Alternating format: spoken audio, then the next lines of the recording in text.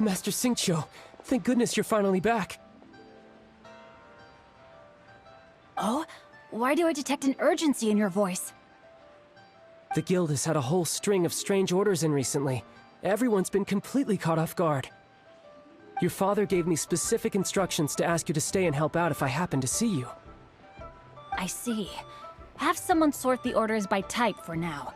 I'll deal with them myself shortly. Oh, how wonderful. Thank you, Master. With you on the job, I can breathe a sigh of relief.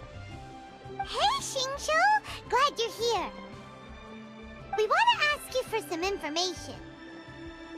Traveler, Paimon, please wait a moment. Shu, I need to entertain some guests. Please continue with your work for the time being, and we'll discuss the matter of the guild's orders in more detail later on. Understood, Master Xingqiu.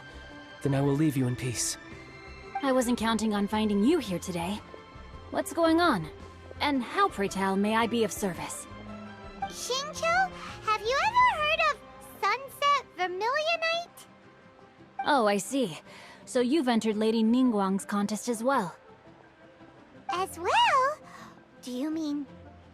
The truth is, the Feiyun Commerce Guild is in possession of some Sunset Vermilionite, but only one piece. We are holding it on behalf of someone who has asked us to put it up for auction, and a lot of interested parties have already come to us inquiring about the price. At the end of the day, it all comes down to supply and demand.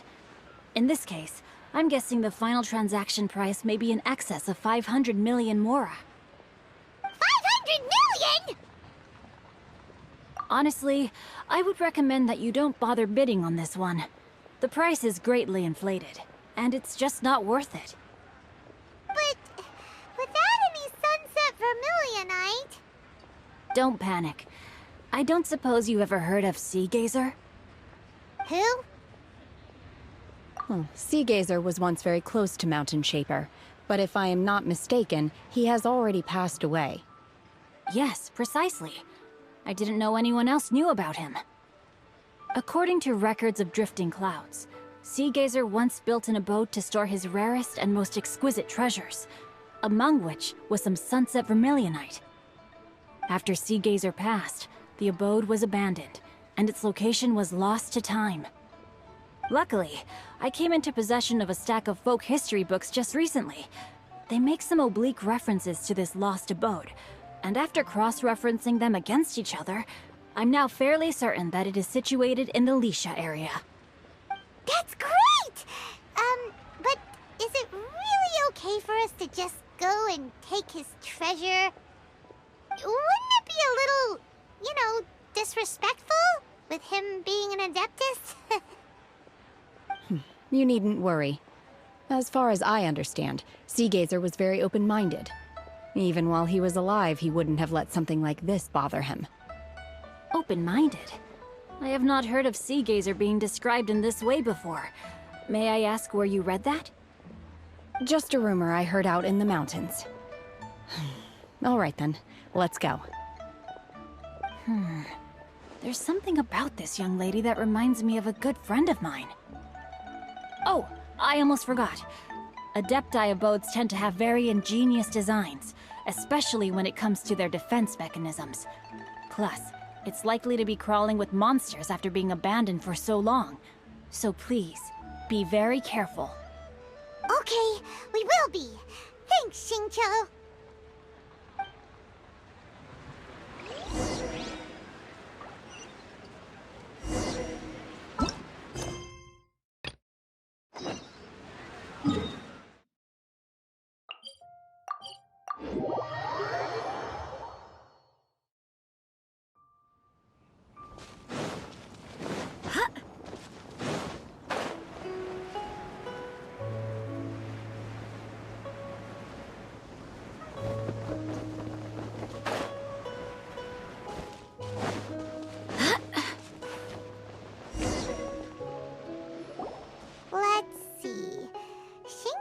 It should be around here, but Paimon doesn't see anything.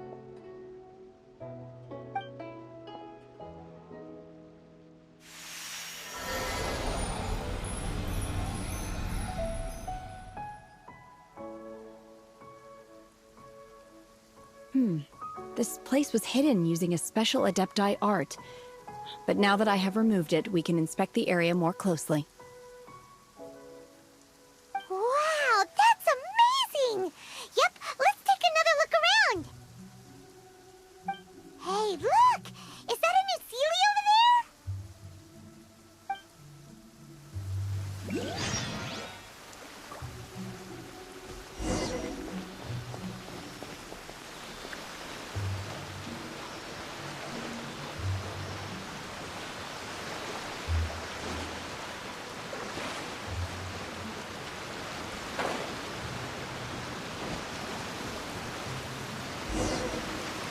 The Sealy got to here and then disappear. Should we go over and take a look?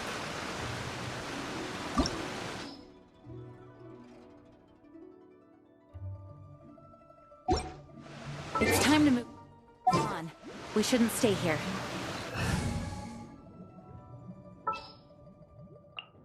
As you wish.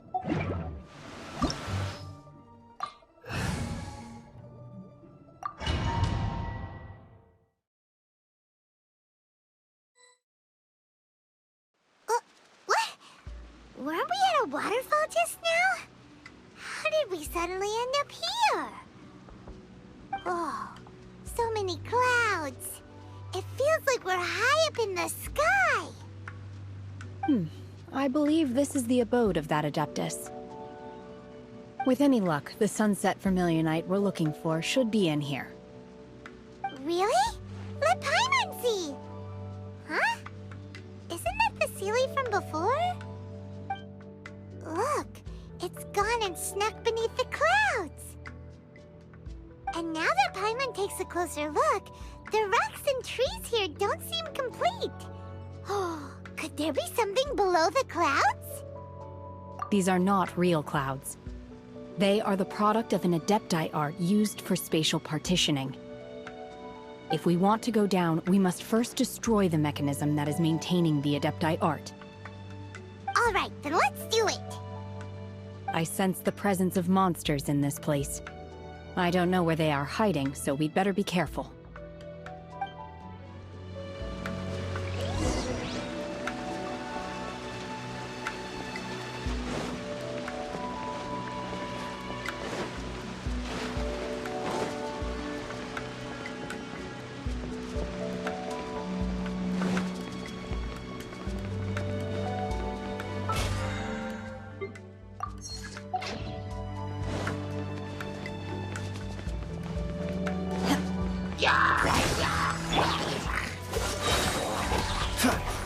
Don't get frostbite.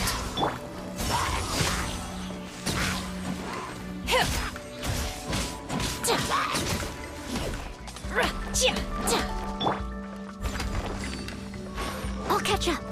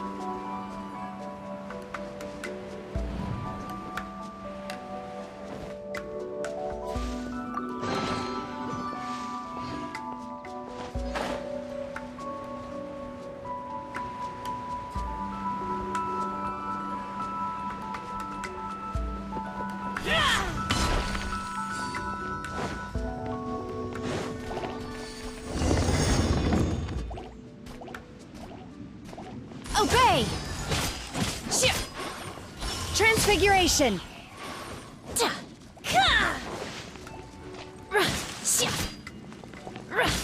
Unleash!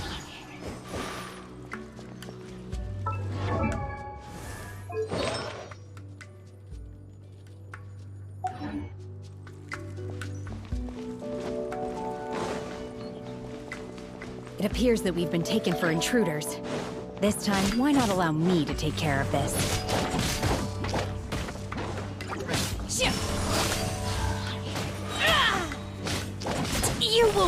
Do your master's bidding!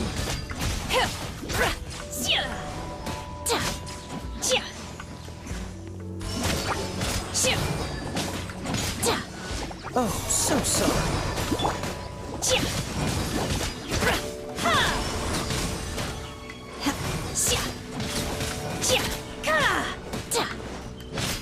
The core of the mechanism is exposed. Now's our chance. Cool it.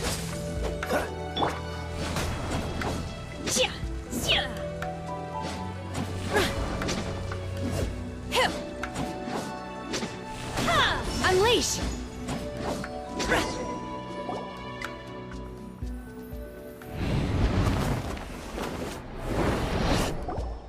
Whoa! We're gonna fall! Is everyone okay? Look! The Celia's disappeared beneath the clouds again!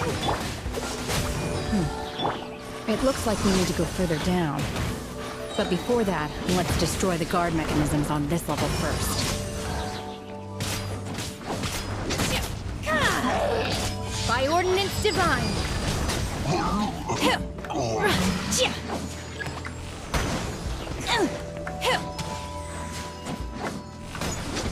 Manifest! This one will be frozen in time. Dodged. Unleash! No escape! Time to clean up! Leave it all to me! Transfiguration!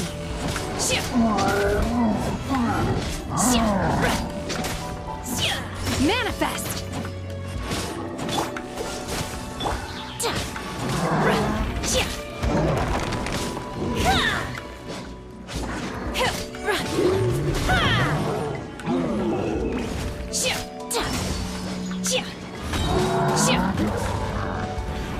Do your master's bidding!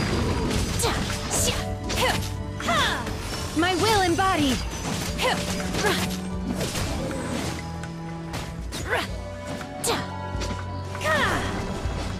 Obey!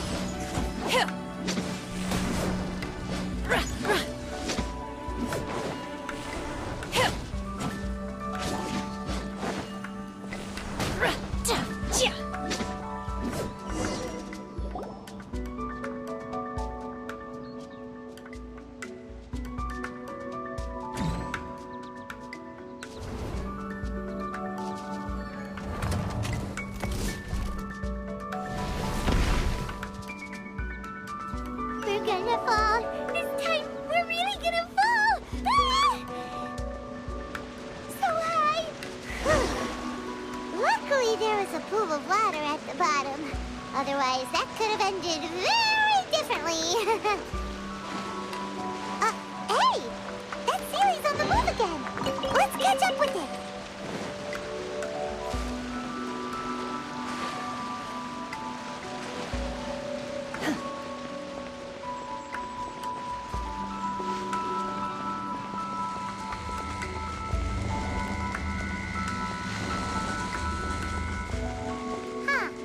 Something looks different about this stone wall. Let's take a closer look.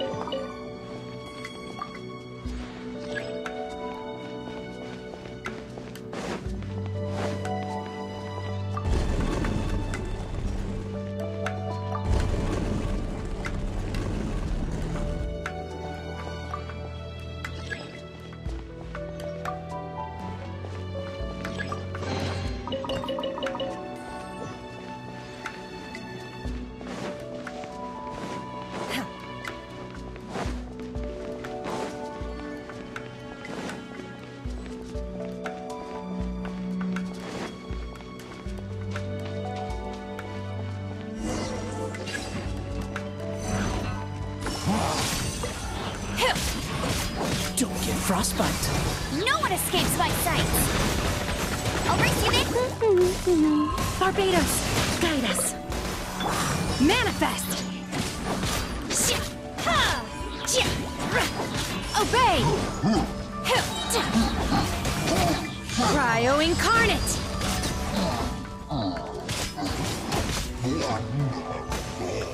Take your true form! No escape! Go, Baron! Cool it.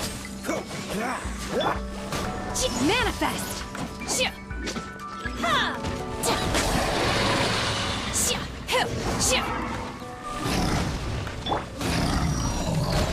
As a dutiful maid would.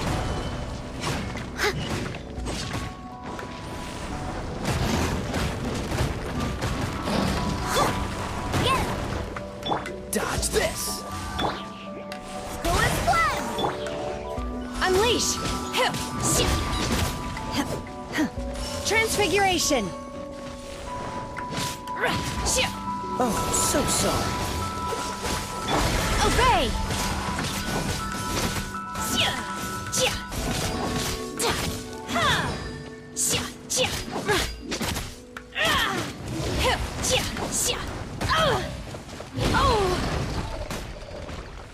My will embodied! Freeze.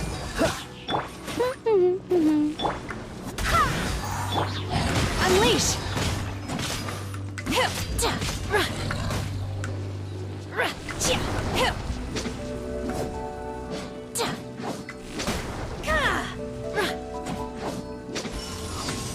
By ordinance divine!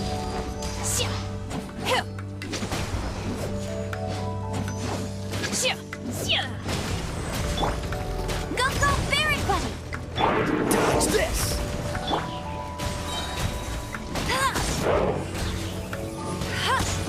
Let it rain! Go and fly! Cool it. Don't get frostbite. I swear by my sword! Manifest!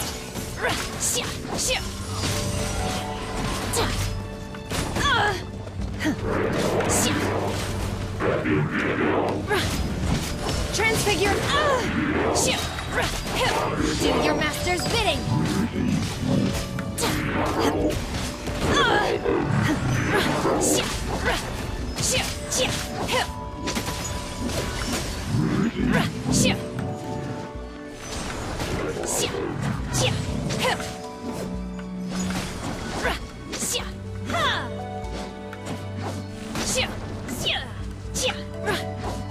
Unleash!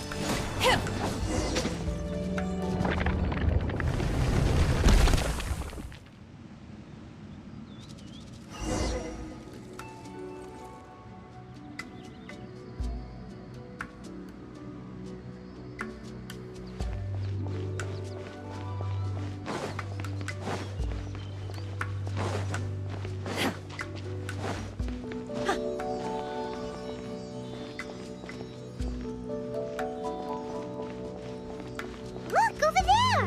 Could that be the sunset vermilionite?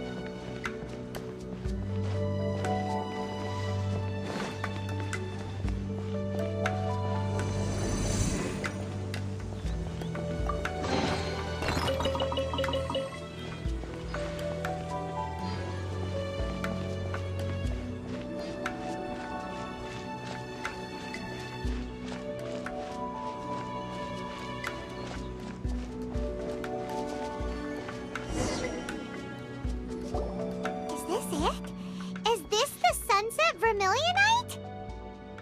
It's so huge! That's true, but then again, why isn't it floating? Prostrate doesn't float until it's activated. It may look different from most ordinary stones, but it weighs around the same amount. Only after being activated does Plostrite reveal its true nature, breaking free from the shackles of the mortal realm and ascending up into the heavens. Wow, Shenhe. You seem to know everything about this. Only because my master is fond of chatting about these things. The moment she has some time to spare, she'll come straight for me and start telling story after story. I don't care for her stories most of the time. I certainly didn't expect them to ever come in handy like this. Hold on a sec. Paimon just realized something. If we activate it here, there's no way we'll be able to get it back to the site, right? Heck, we'll be dragged up into the sky too! But if we don't activate it, how else are we gonna lift it? This rock must weigh well over 1,000 pounds, surely! Don't worry. I can handle the weight quite easily. Are you sure? Be careful! Please don't worry. I'm well aware that a Plostrite sample this large must be highly valuable. I will be gentle with it and make sure it does not get damaged. My safety. That's right! Paimon's sure you can handle it and everything, but if something this heavy lands on you, you're gonna get yourself hurt, no matter who you are. You gotta be extra careful when lifting heavy objects. It's just common sense. Is it now? Well then, thank you. I'll go on ahead with the Plostrite. Let's meet at the building site later. How was Shenhe able to carry that huge rock all by herself? Adepti super strength much? We can't slow down yet. Let's go meet her at the building site.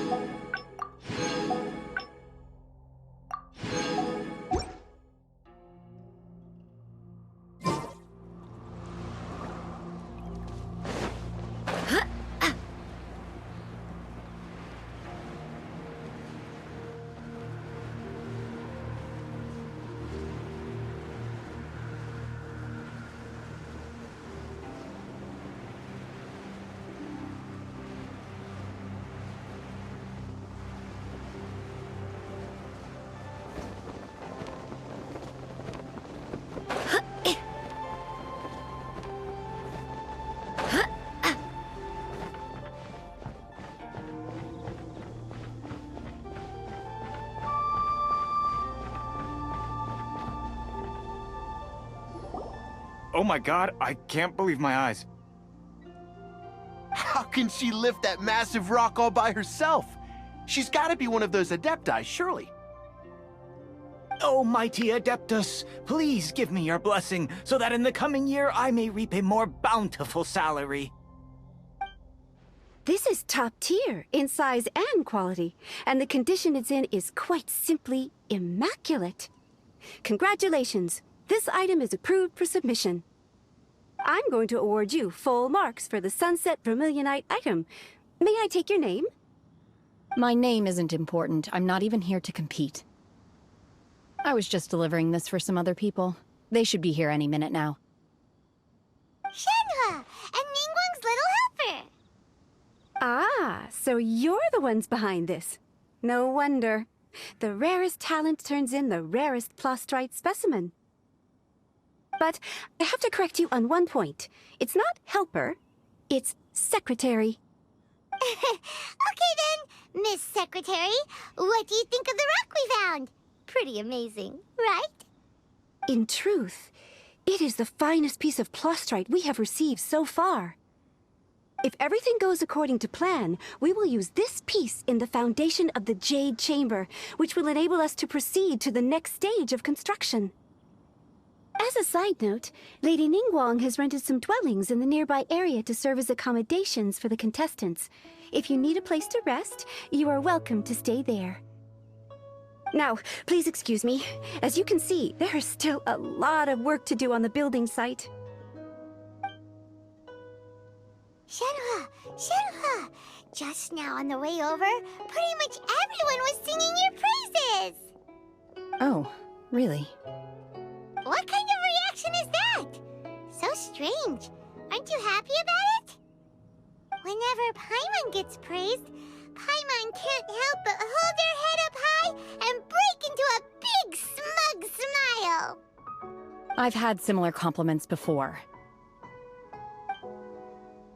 They call me an Adeptus, treat me with great deference and respect, as if I'm set apart from the common folk. Yeah, 'cause that's how Adepti are. At least the ones we've met are pretty unique and reclusive, too. Way different than normal people. But I am not... Shenhua? I'm fine. I've been exerting myself quite a lot ever since we set foot in that abode. I'm just a little fatigued. Well, Byron said that there are some makeshift hotels we can use, right? Let's go check in and take a rest. No need. I simply need to find myself a secluded place in the wilderness to sit and meditate in silence. You can't do that. It's dangerous out in the wild on your own. When you're hungry, you go eat something tasty. And when you're tired, you go lie down in a nice, comfy bed. All right?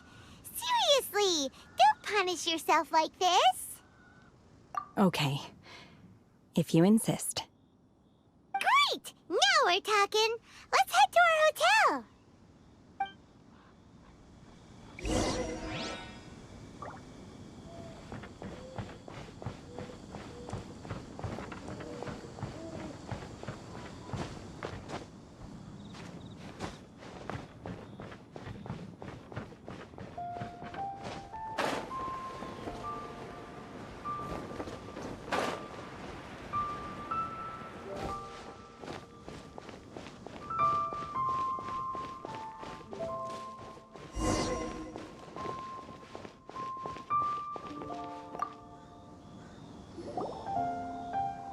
Hi there!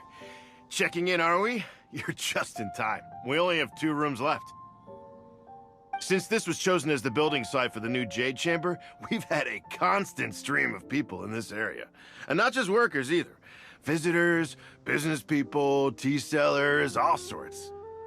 So, business is booming for me today. Very few vacancies. You're lucky you got here when you did. Great! One of your rooms is still being cleaned. I guess it should be ready within the hour. The other room is just through the door on the left. Here are your keys. All right. Hope you enjoy your stay. Please excuse me, I'll leave you to it. Shenhua, you should go get some rest. We'll hang around outside until the other room's ready. Paimon's gonna go see if there's anything good to eat around here. Paimon couldn't help but notice one of the guests walk in with a huge grilled chicken drumstick before. Let's buy one for Shenhua, too. She can have it as a midnight snack. Or save it for breakfast tomorrow. All right. I will head to my room for now. If you need anything, don't hesitate to disturb me. I'm a light sleeper. I will hear if you knock on the door. See you tomorrow. Hey! Isn't that Cloud Retainer? What's she doing here? Let's go and say hi.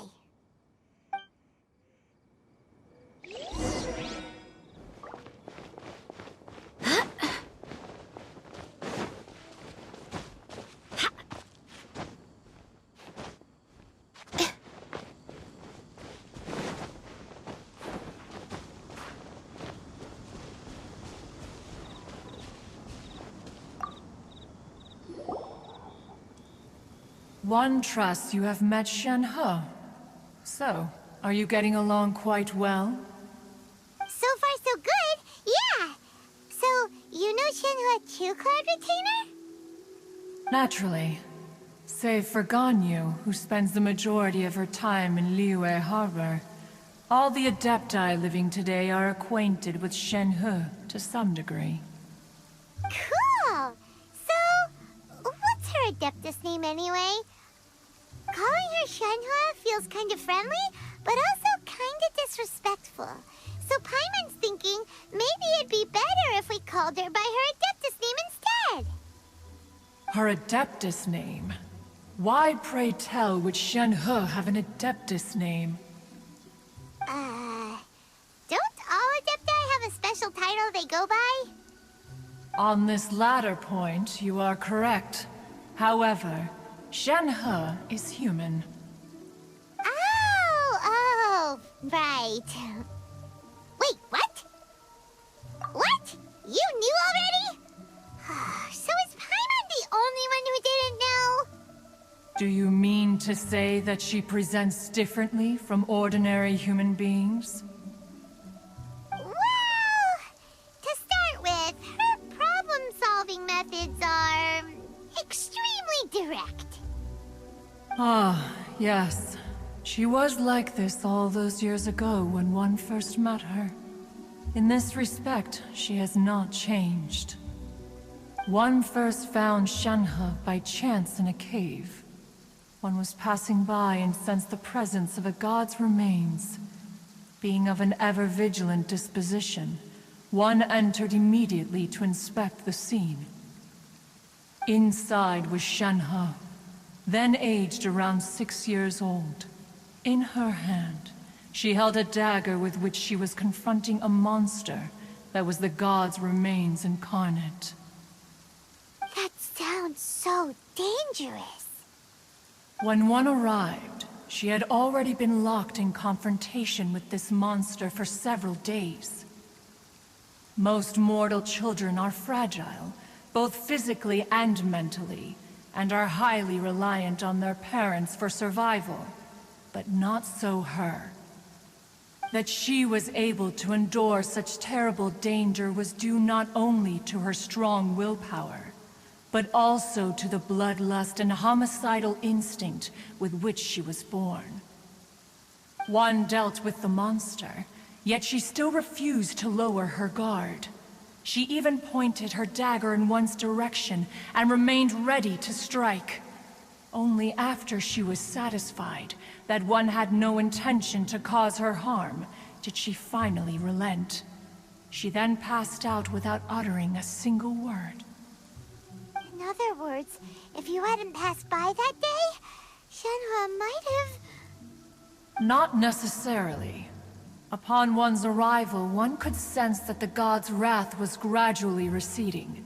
Even had the stalemate continued, one suspects that Shen-He may have still emerged the victor of the confrontation. That's still so dangerous, though. Why was a tiny little kid battling against the wrath of a god in the first place? Alas, the mortal world is rife with suffering of every kind. And she had experienced her fair share of this, even at a tender age.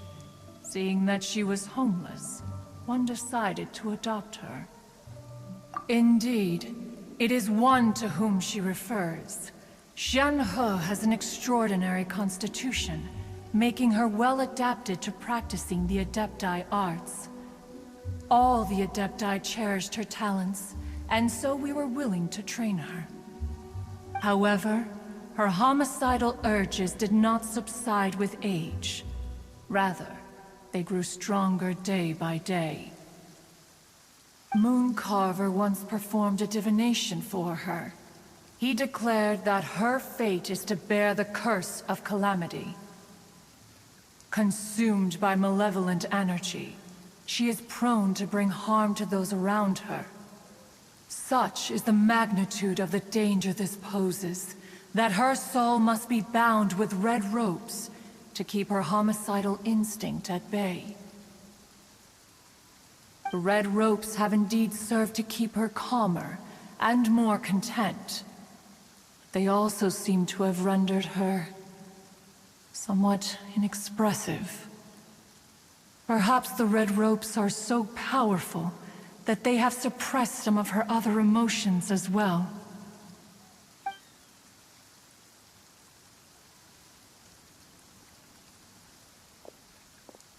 It is only by fate that people's paths may cross. Now that Shen-He's path has crossed with yours, please be sure to treasure the gift that fate has given you, and take good care of her. Oh, now Paimon gets it. You came out here to check up on Shen-He because you were worried about her, didn't you? Huh. You dare draw such a facile conclusion on the nature of one's present excursion? Incorrect. The truth is that while Liyue Harbor may seem peaceful today, danger is always lurking in the shadows.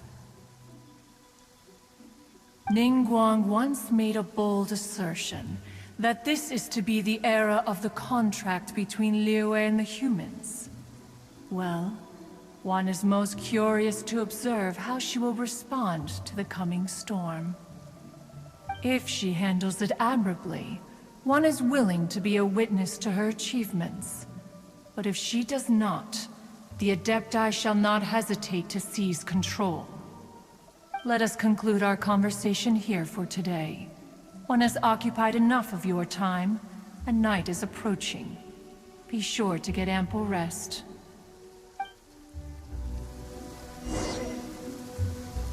So, Shen-He isn't an Adeptus after all. She just grew up around the Adepti. Oh, no wonder she doesn't like being treated as an Adeptus. Having everyone falling over themselves to show their respect all the time must be kinda hard to deal with.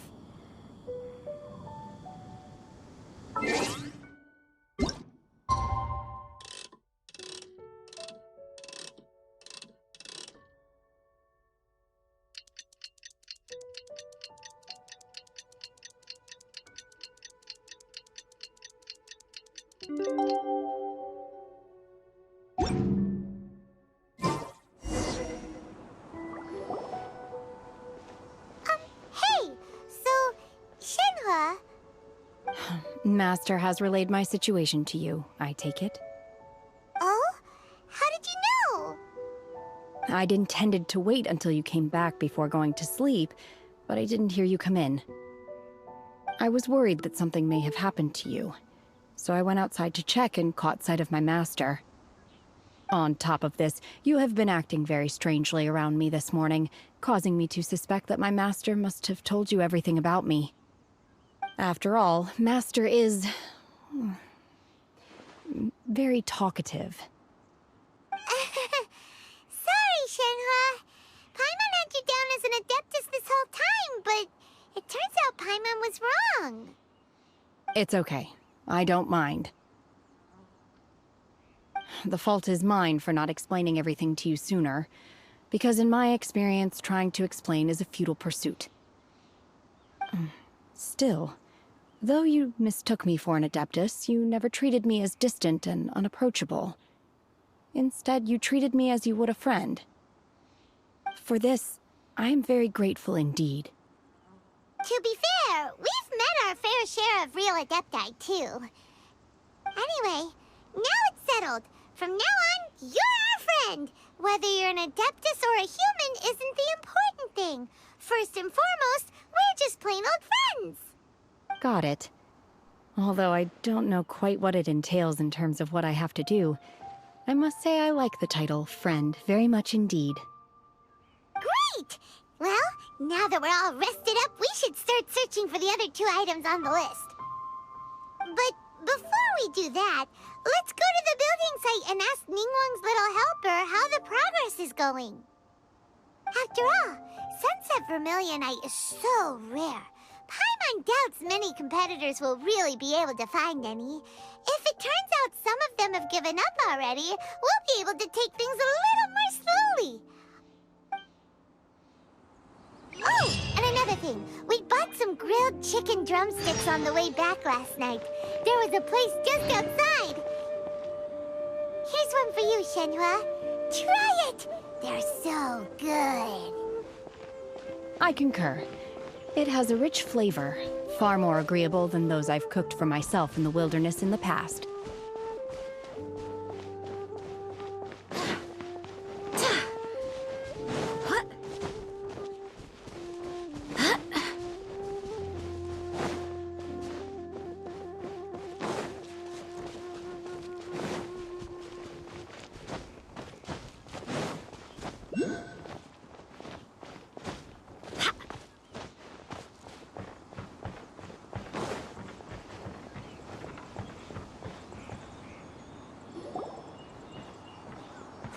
Look! The Jade Chamber is floating into the sky! But it seems to be tied down by something. That's because it's not finished. Hey, Byron! And hey! People Paimon doesn't know? Given the enormous scale of the Jade Chamber, we split the construction work into 2 phases to make sure the structure remains balanced. Before we find some suitable plastrite, we build the Jade Chamber's keel at ground level. Once the plastrite is ready, we place it into the keel and let the partially constructed Jade Chamber rise up to the height of the surrounding mountain peaks. The remainder of the construction work is then carried out at that altitude. Once everything is ready, we release the iron tethers and allow the Jade Chamber to rise to its target altitude. Miss Bywin, we've brought some new materials to submit. One moment, I'll be right there. The construction work has only been able to progress this rapidly thanks to the plastrite provided by you. Lady Ningguang is most grateful and looks forward to seeing more of your work. Wow, can't believe you sourced the plastrite so quickly. It's the key piece of the puzzle. Looks like you beat us to the punch. Wait, I know you. You're the one who fought against the Vatuian Osile, right? Oh, sure enough, your reputation precedes you. Pleased to meet you. I'm Beidou, Captain of the Crux. Beidou? Are you here to join the Jade Chamber contest too? Sure am. I happened to get my hands on a chunk of sunset vermilionite on a voyage a while back, so I figured I'd bring it over. Huh. So even though it's rare, we're not the only ones who managed to get a hold of it. Oh, I've got some introductions to do. This is the renowned Miss Yun, or Yunjin, probably the most famous figure in the Liyue opera scene. Greetings. These two are Paimon and the Traveler. I'm sure you've heard of them before. And this is... sorry, I'm not sure we've met. Shenhe. I am their... friend. Good to meet you. Well, from today on, I guess all of us are friends. Miss Yun is also here for the contest. Turns out she needed to borrow a boat, so we came together. It's an honor to finally meet you both. I've heard much about you. Miss Shenhe, though we are only meeting for the first time, I have a feeling that we will get along very well indeed. To be honest with you all, I am in great need of this opportunity to ask Lady Ningguang a question. That's why I joined the contest. Thanks to my father's connections, I was able to acquire a specimen of the plastrite required. Fortunately, it was approved for submission, despite being a little on the diminutive side. Wow. So it looks like the 3 of us are competitors now. Excuse me for prying, Miss Shenhe, but are you competing as well? No, I don't have any questions for Ningguang. I just wanted to help him win. In that case, I have a proposal to make. Lady Ningguang said that the first 3 contestants to procure all 3 materials will be awarded the chance to ask a question. Well, there are 3 teams here. We can split the prize between us. Instead of competing against each other, we could work together to secure the top 3 places between us. What do you think? Sounds great, but how does that change things exactly? I think I see where you're going with this, Miss Yoon. The plastrite was the most difficult item to source by a long shot. Luckily, all three of us managed to get our hands on it. The two remaining items aren't quite so rare, so as long as one of us finds a way to source it, the other two can hop on the bandwagon. How'd I do? Is that what you had in mind? Precisely. Huh. Interesting approach. Okay then. Alright, I'll go first. I have some leads on these wonder cores. From what I've heard, the core itself is really not that difficult to make. The hard part is getting hold of the ore used as raw materials. I'm gonna head back to the ship and ask Suling if he's heard of them. You guys... We will head into town and seek advice from Master Zhang of Hanfeng's Ironmongers. Thoughts? Wonderful. We'll split into teams then, and whoever makes progress first brings all of us a step closer to victory. I'm gonna take off. See you later.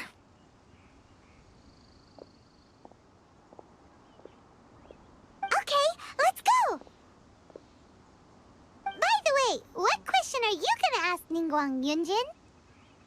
I'm looking for a venue to host the performance of our new opera. Lady Ningguang has excellent judgment, so I would like to hear her opinion. Ooh, what's the opera called? Paimon wants to go see it. The opera is a labor of love by my father. He wrote it based on a popular urban legend about an evil spirit and an adeptus. It's called The Divine Damsel of Devastation.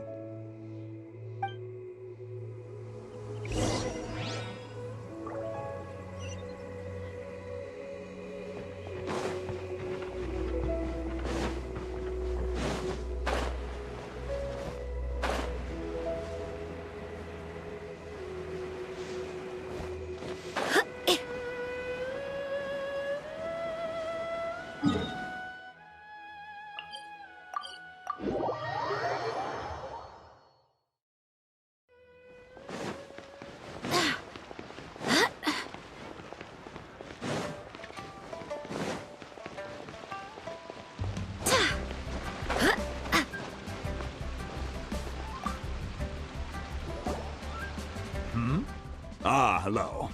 Are you here for something off the shelf, or do you need something forged? Excuse me, Master Zhang.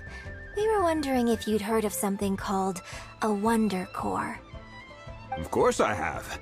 Sorry, who's asking? My name is Yunjin.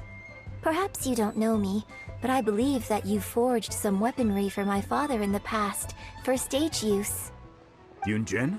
Stage use? Oh, so you must be Miss Yoon. Sorry, my brain's finally caught up. It's not used to doing much beyond bashing a hammer all day. Everyone's heard of you, Miss Yoon, even folks who don't make it to the opera all that often. Like myself. So, you're here to ask about Wonder Cores, huh? As it happens, I do know how to make them. Matter of fact, I made some for Lady Ningguang back when she was building the original Jade Chamber. The types of ore needed to make Wonder Cores are a little hard to come by. Lady Ningguang supplied them herself last time. I don't suppose you've brought any yourselves? No, we were gonna ask you what kinds of ore we need. Sure. Well, you'll need two kinds. Star Splinter Iron and Subrosium. If I remember correctly, Lady Ningguang sourced her Star Splinter Iron from the Mount Tianheng area. They say it resonates with visions. It could take some work, but if you stick with it, you'll find some eventually. As for the Subrosium, though, that's trickier. It's all but unheard of on the market. I'm really not sure. Sorry. What I've heard is that the people around Mount Tianheng have some sort of magic trick that can pinpoint the location of the stuff. Of course, it's probably just hearsay. If you want my advice, start by looking for Star Splinter Iron around Mount Tianheng. And if you run into any locals, ask them a few questions about Subrosium. Mount Tianheng. Interestingly enough, the story of the Divine Damsel of Devastation also takes place on that mountain. I hear the view there is quite spectacular. A favorite destination of the Adepti, in fact. Perhaps it can give me some inspiration. Let's not delay. We should head straight there.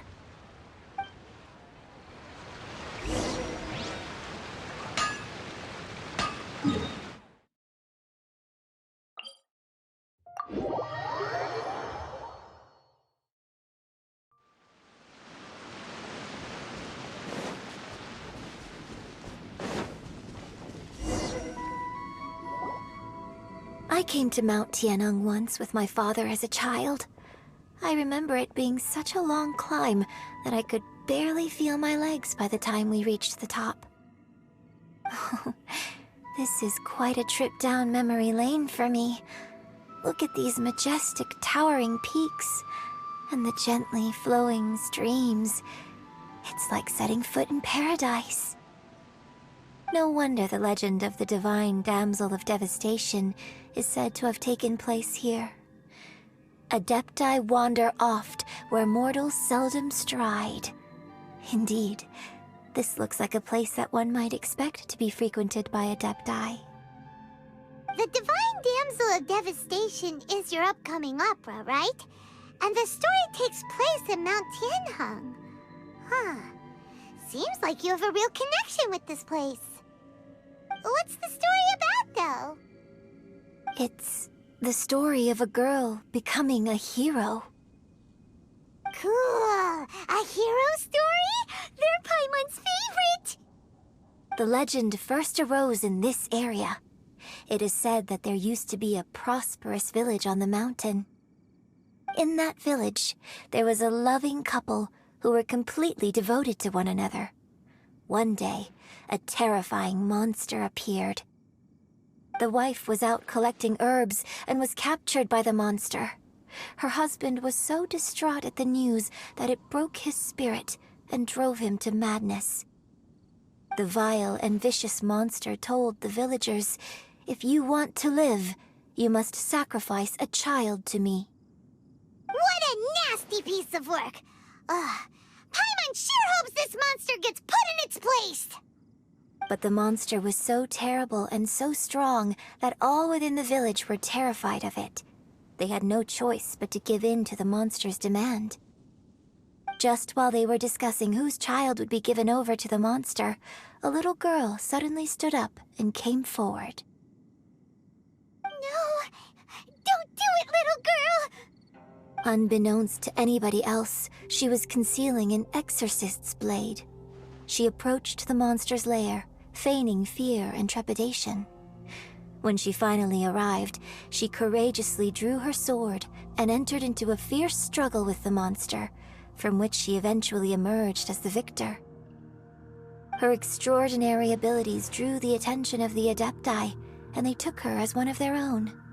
Her story became the stuff of legends. But alas, the paths of mortals and Adepti seldom cross, and she would never again re-enter the mortal world. And so, destined to grace the mortal realm for but a brief moment, she vanished like a wisp of smoke into thin air. That's how the opera ends. I really like this story. But I personally think that perhaps the little girl was not as brave as the opera makes her out to be. I'm not sure she deserves all the praise she is given.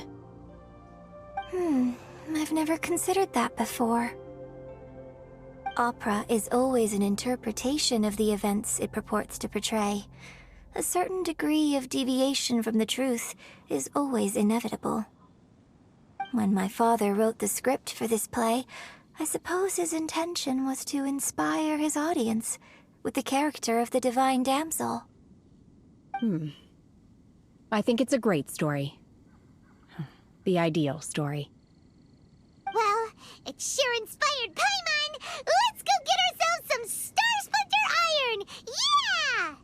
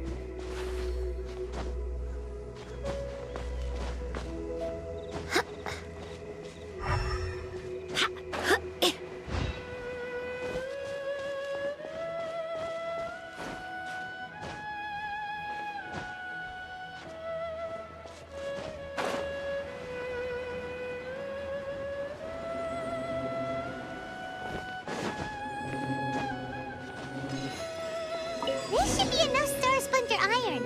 Now we just need to find that Subrosium. I think I saw a village on our way here.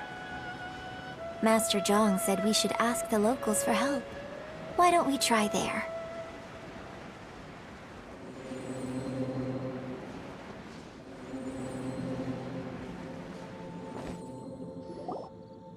Hey, there really is someone here. Yunjin, looks like you were right. Excuse us, sir.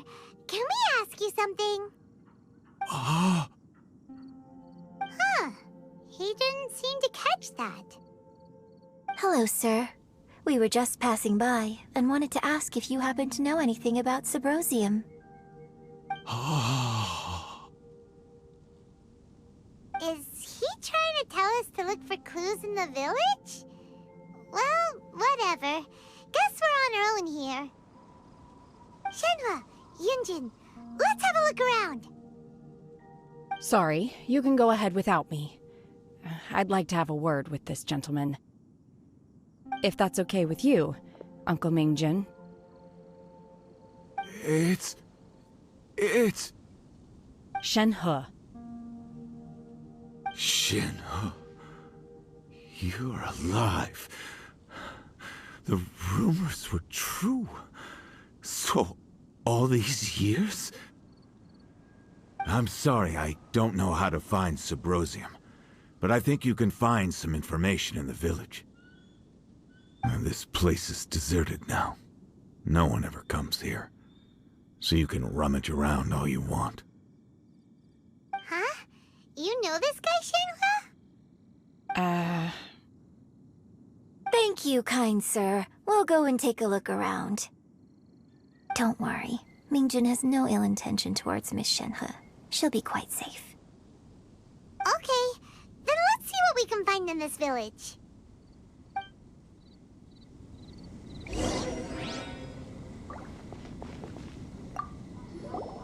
I came back here once before, a few years ago. Alone. I hid it from Master at the time. It was deserted then, too, except for a few low-life bandits. Everyone and everything I remembered was long gone. But as people were passing by, they stopped to admire me. They praised me, telling me I gave off the aura of an Adeptus. I tried explaining to them that I wasn't an Adeptus, just an ordinary person who came from this village. But no one believed me. When I saw how run down all these houses were, I felt at a loss. It was like I took a look at the world, and on the surface, it looked like a vast realm with so many places I could go. Then I looked a little closer, and there was nowhere for me to go at all. Suddenly, so much time has gone by. Everything has changed. Last time I visited, I felt so upset.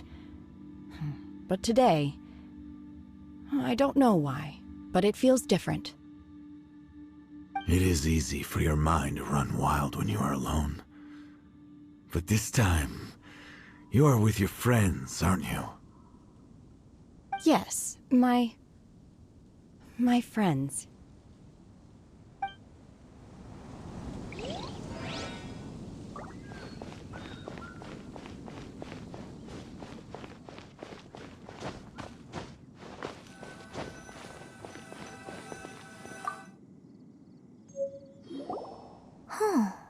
What's this?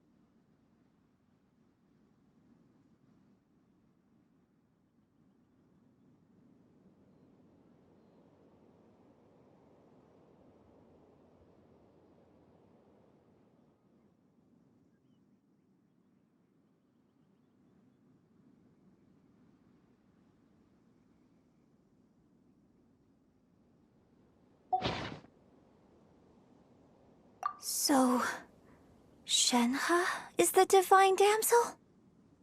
Now that I think about it, she does behave rather like an Adeptus, and she is about the right age. So that's why I've been getting the strangest feeling whenever I chat with her. I should have noticed it earlier. According to this text, the divine damsel from the opera was actually the daughter of the loving couple. And she didn't volunteer. She was sacrificed to the monster by her own father. Oh, the truth is even more lamentable than the opera. Now I understand why Shenhe said the girl was not as brave as people think. It wasn't her choice to enter that ghastly situation.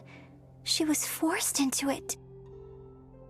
Oh, it looks like my father may need to make a few revisions to his beloved opera.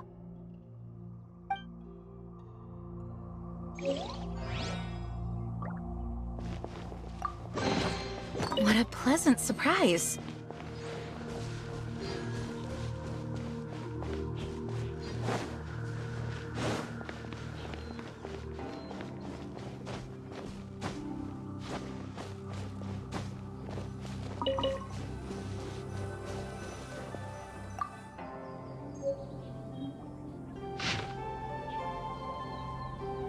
So it seems that Shenhe's father thought he was summoning a benevolent deity using a magic incantation. But in fact, he summoned an evil god's remains, which took the form of a monster.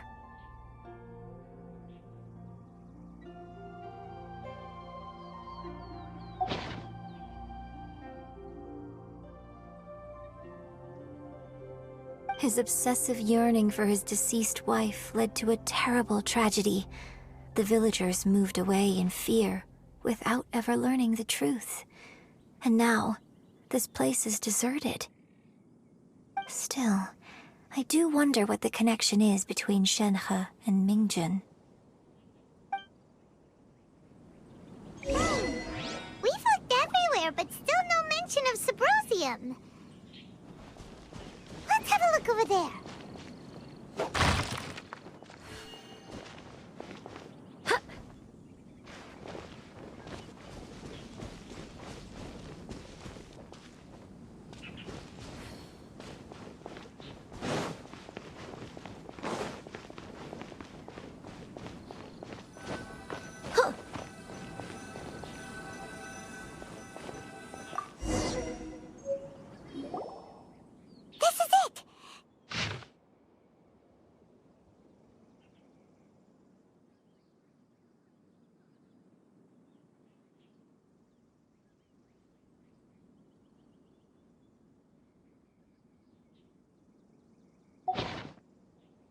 So basically, we need to go to the middle of the lake south of Mount Tianheng at dusk, and we'll find us some Sabrosium!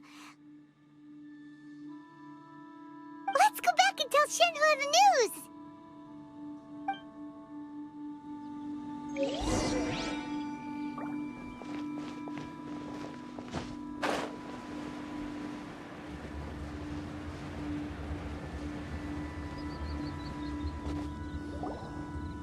One year when I was back visiting, I heard a story about a white-haired Adeptus from a merchant passing by. I never imagined it was you. I was a very close friend of your father's. I could have stopped him from performing the summoning ritual. I had plenty of chances, but I couldn't bring myself to stand up to him. I just let things happen, let it all escalate. Well, we all know how that story ended. I bring flowers back here every year. And each time I wish I had a chance to apologize to you. Apologize for what? If you'd stopped him, he'd only have found another way. There is nothing he wouldn't have done for his true love. Nothing. Do you still hate him? I don't know what I feel. I'm told my fate is to bear the curse of calamity, so my master bound my soul with red ropes to curb my aggression. But it also dampened my emotions, making me dispassionate, like the Adepti. So if you ask me how I feel about the past, if I hate my father or not, the truth is, I feel nothing at all. It must have been so tough for you all these years. Shenhe, we're back!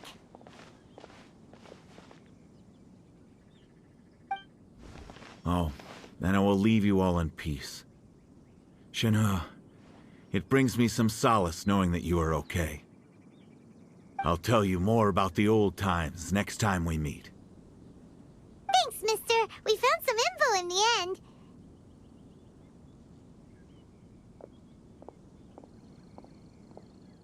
Shenhe, look! This tells us how to find Subrosium. All we gotta do is go to the middle of that lake! Let's go then. Miss Shenhe, there's something I'd like to talk to you about. Just now, in the village, we found your father's diary. It turns out that many of the details in the Divine Damsel of Devastation are not true to the facts, so I'd like to change them. Why?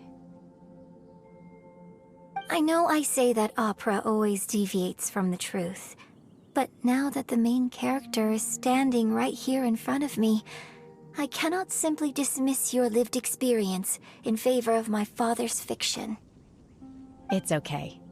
I like your version. But, huh?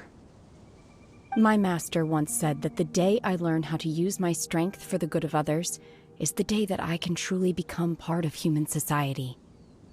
So, I hope that one day I might be brave enough to stand up and protect others, just like the girl in the opera. But I've never thought this way before, and I wonder whether I will continue to think in this way. Don't worry.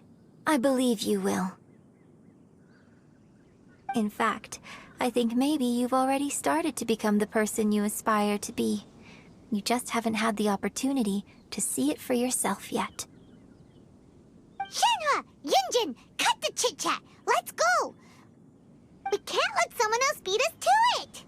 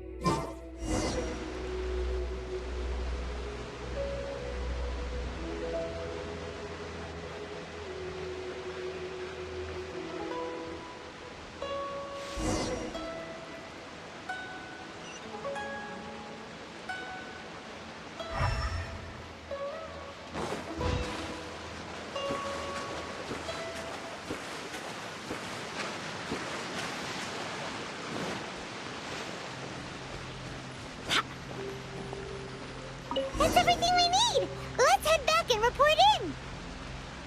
Paimon's curious if Beto's made any progress.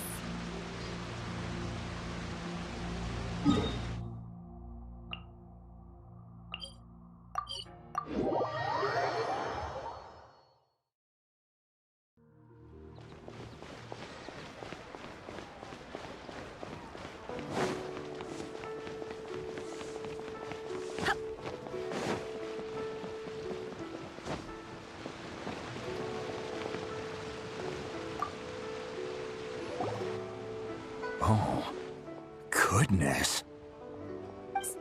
So, are they okay? This is some top-quality ore you found. I think I'll get a good end product out of these. Guess now it's my time to shine. Hey everyone, how's the A-team doing? I ran into a bit of a brick wall on my end. Suling's never seen a Wonder Core before, and says it'd take a lot of research for him to get up to speed. Leave the Wonder Cores to me. I'll work on them while you go about your business. Don't worry. It won't take me too long. Much obliged, Master Zhang. We should look into the Adepti sigils next, but where should we find items relating to the Adepti? I'll sort that out. Oh? You got this then? Yes. I have been training with the Adepti for years. I know a thing or two about making sigils. When we first met, I told you I came for the Jade Chamber, not the contest. In fact, I came specifically to deliver Adepti sigils. Master heard that Ningguang was planning to rebuild the Jade Chamber, so she sent me to deliver some Adepti sigils to her. Master also said she hoped that I can take this opportunity to rejoin human society. But now that I'm here, I wonder if I've been removed from the world for too long. There's so much basic knowledge that I lack. Maybe it won't work for me to stay here after all. But either way, I'm very glad to have met you, and I'll take care of those Adepti sigils. Without knowing the ins and outs of your situation, I can't say whether you should stay or not. But now that our paths have crossed, we'll always have a connection. So if you're ever feeling down, come find me on my ship. There'll be a drink waiting for you. Thank you. So, Master Zhang, I'll need to use your facilities to make the sigils. Fine by me. I'm actually curious to see how the Adepti arts work. Maybe I'll learn something.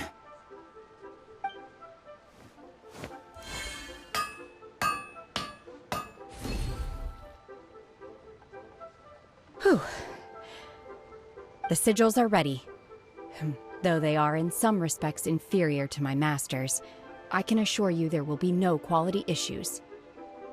I've finished forging the things you asked for, too. Great! Let's go submit them before someone else gets there ahead of us.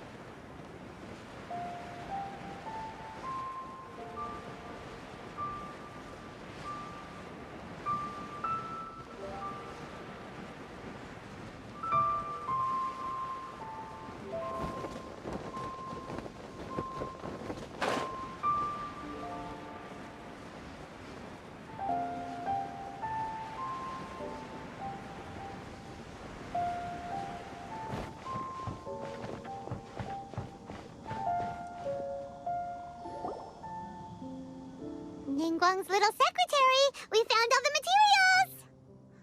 Oh, already? All three of you found them together. Okay, I see. The Wonder Cores and Adepti sigils look good. It seems that we found our winners.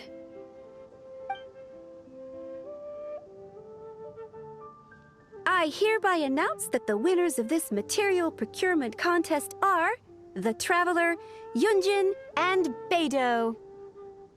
What? It's over already? I haven't even found the Plustrite yet! I can't believe it. So close, but so far. I'd like to invite our three winners to please proceed to the Jade Chamber, where Lady Ningguang is waiting for you. Huh? Where's Beidou? She was right here! Captain Beidou has some business to attend to. She will join later. Please come with me for now. Alright then, guess we'll head on up to the Jade Chamber first. This has been a long time coming. The last time we went up to the Jade Chamber was ages ago.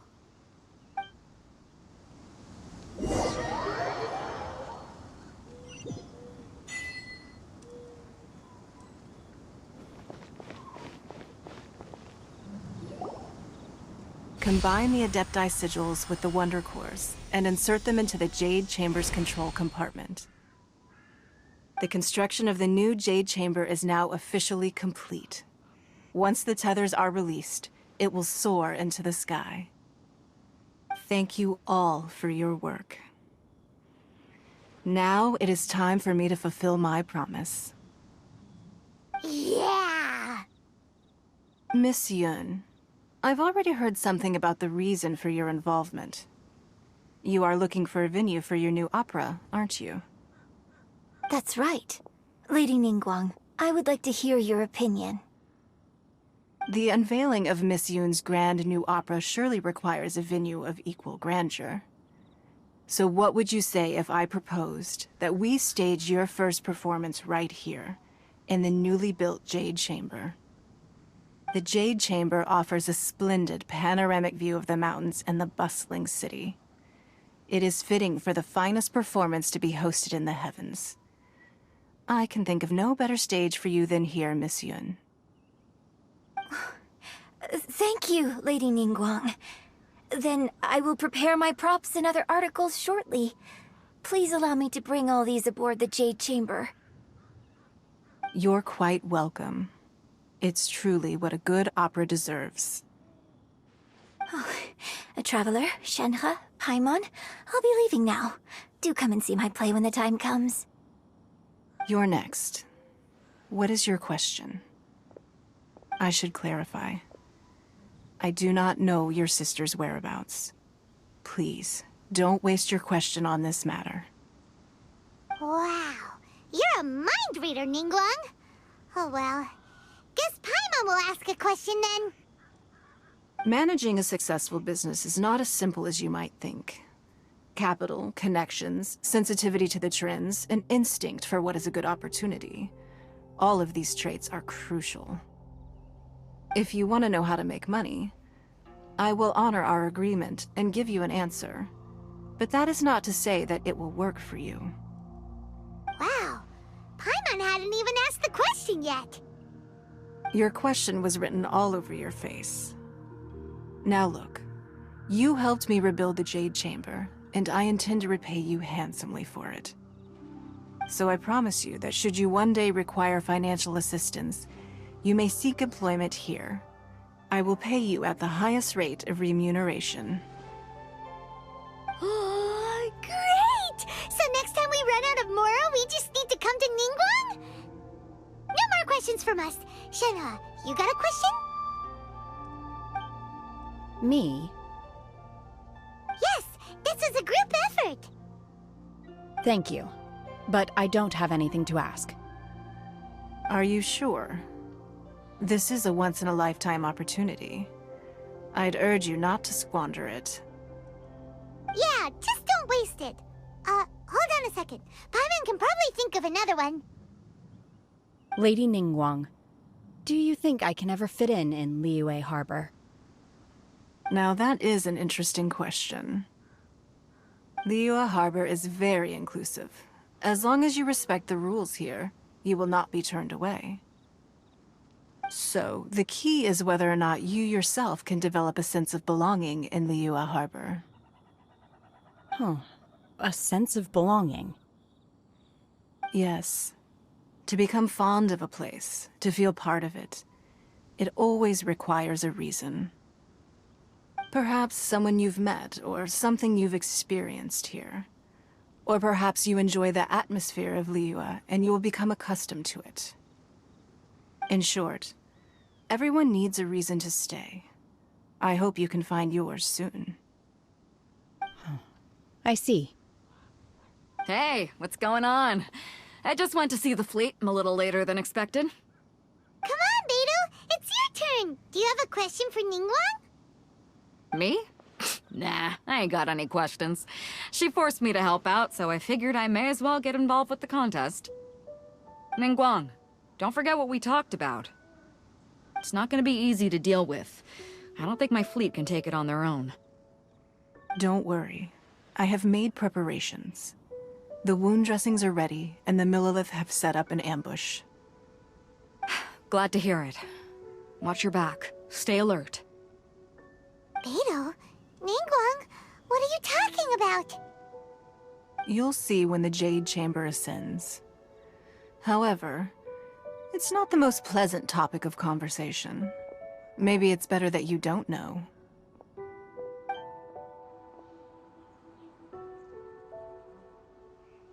When I first set foot in the Jade Chamber, I stood at the edge of the platform and looked down upon Liyue Harbor far below. At that time, I dreamed that one day the Jade Chamber's shadow would be seen in all 7 nations of Teyvat. My wish has not changed to this very day. However, it is not only out of consideration for myself that I have built the Jade Chamber anew at this time. I hope the Jade Chamber will always float in the skies above Liyue Harbor, bearing witness to the prosperity and peace of the human world. And I hope that you can all witness it with me. Let the Ascension ceremony commence!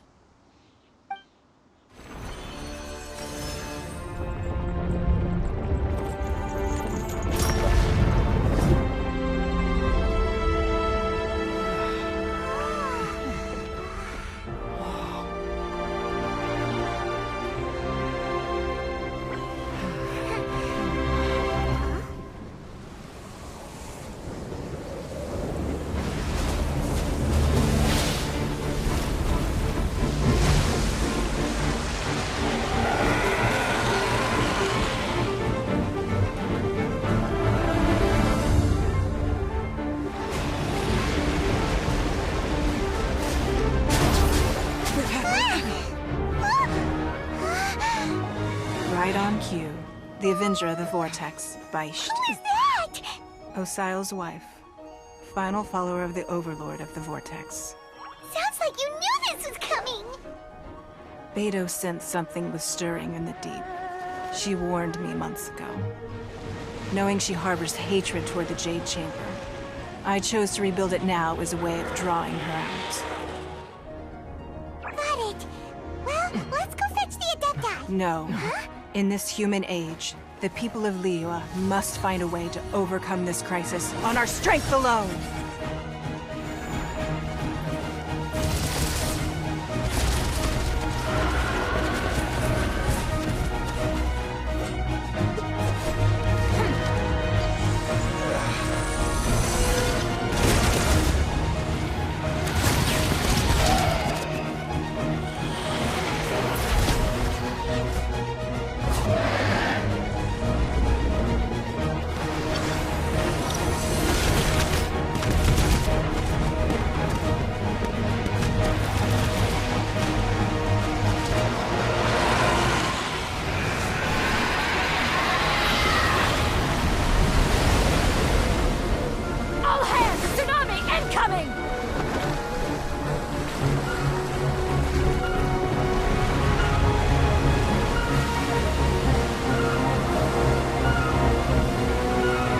What's that? Wait! A giant wave!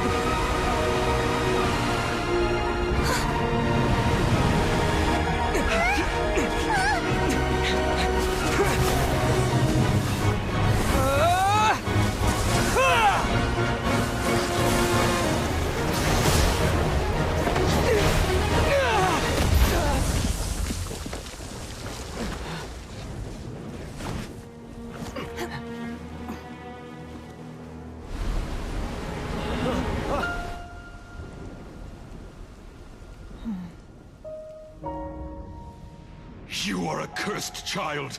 Your life brings nothing but disaster to us all. At least if you die, I can bring her back. The day you learn how to use your strength for the good of others is the day that you can truly become part of human society.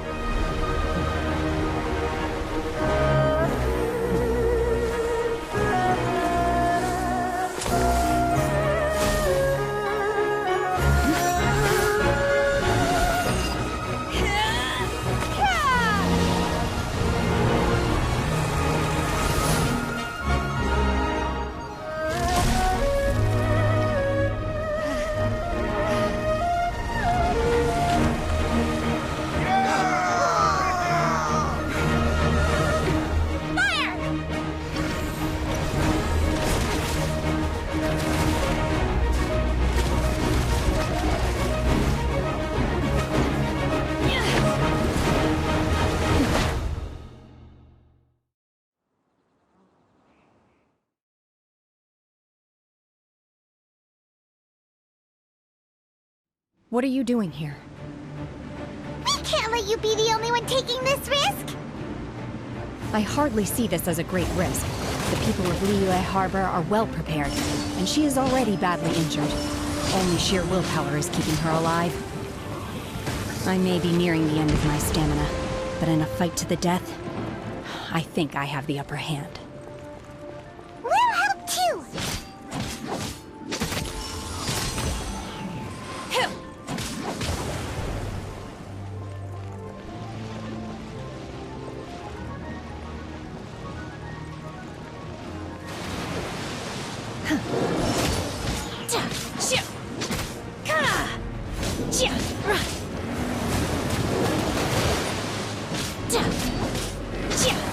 My will embodied!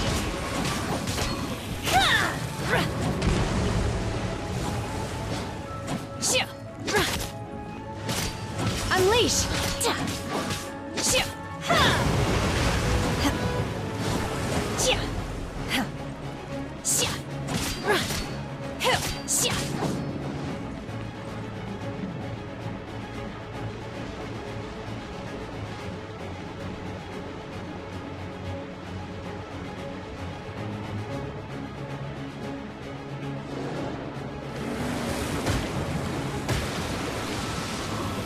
Manifest! Obey!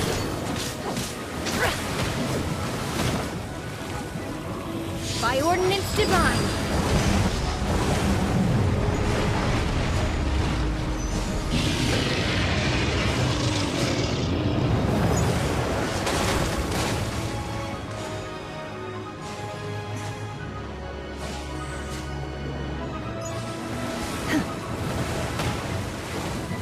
Unleash! Transfiguration!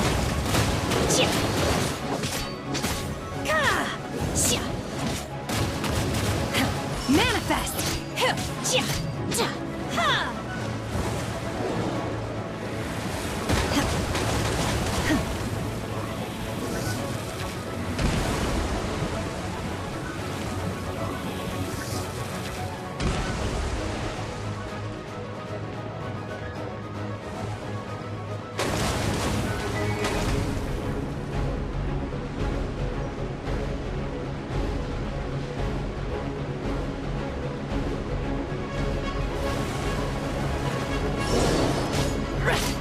Unleash!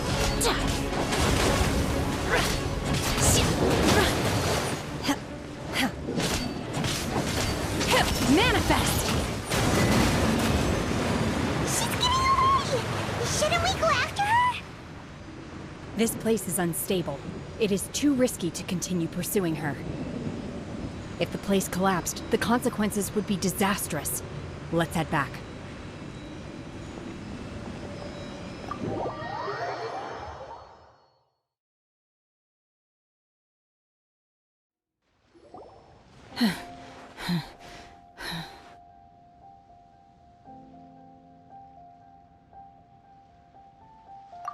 I'm just a little exhausted. Otherwise, fine. I wanted to deal with it myself. I didn't expect you to follow me. Don't worry. She's not coming back anytime soon. After an injury like that, she'll likely seek refuge somewhere else.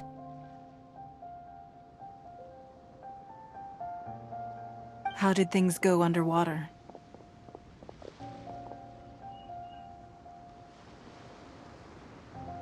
It's been dealt with. She was injured before entering the water. It didn't take too much effort to finish the job. Good. So the crisis has been safely averted. When you visit the Jade Chamber in the future, you will be afforded generous treatment. Lady Ningguang, the fleet reports that the sea monster has left Guyan Stone Forest and the surrounding waters have returned to normal. Thank you. How are the Millilith? Thanks to the medical supplies you prepared and Lady Keqing's command, our losses were minimal. Of course, we owe huge thanks to this young lady for her help. On behalf of the entire Millilith, thank you for your service. Great. Then next time I watch Miss Yun's opera, I'll be able to take the compliments. I wasn't trying to be a hero, though. I just wanted to protect you.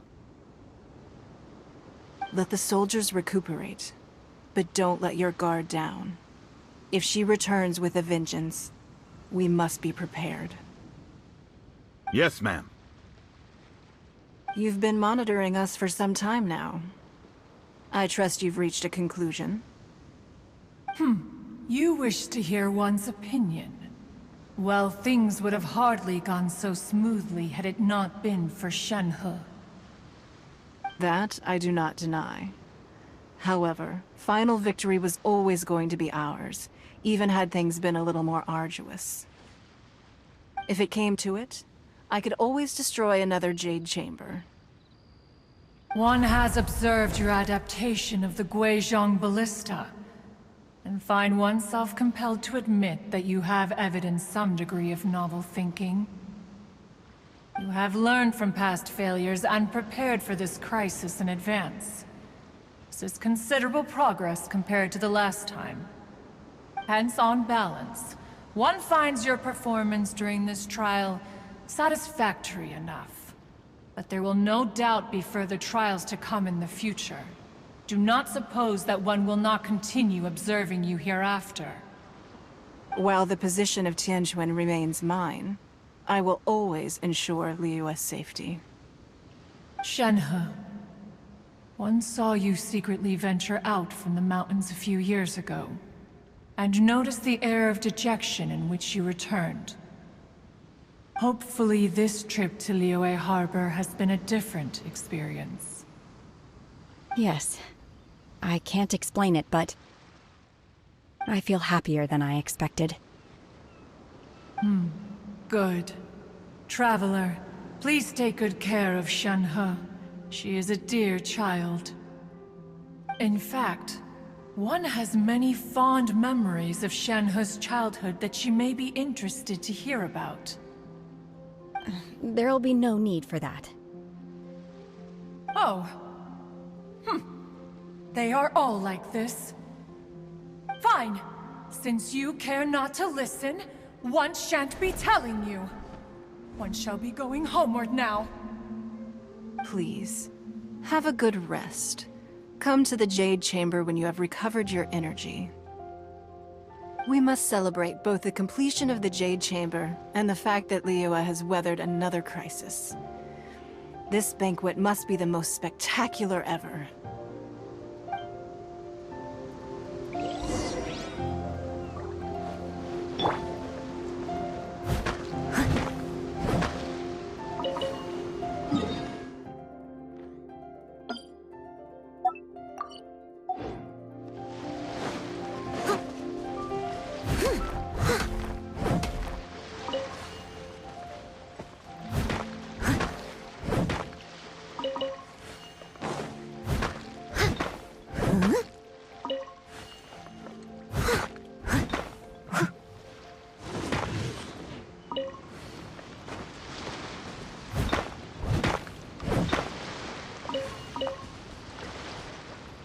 Leave no stone unturned.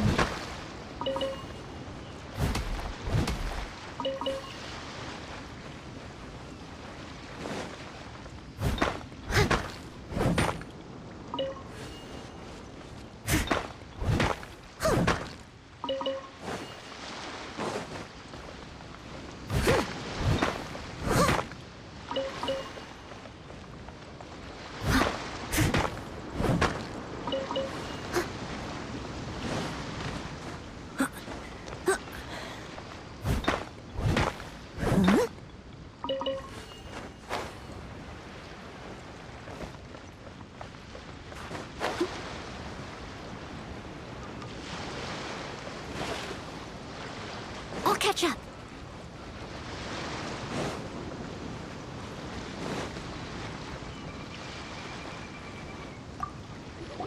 The Millilith's casualties are within the range we expected. But in hindsight, there were still flaws with our plan. If we'd had more time, we could have built a barrier here to absorb the impact of the waves. We must learn from this experience and never repeat the same mistakes again. We were fortunate to have your assistance this time. Thank you.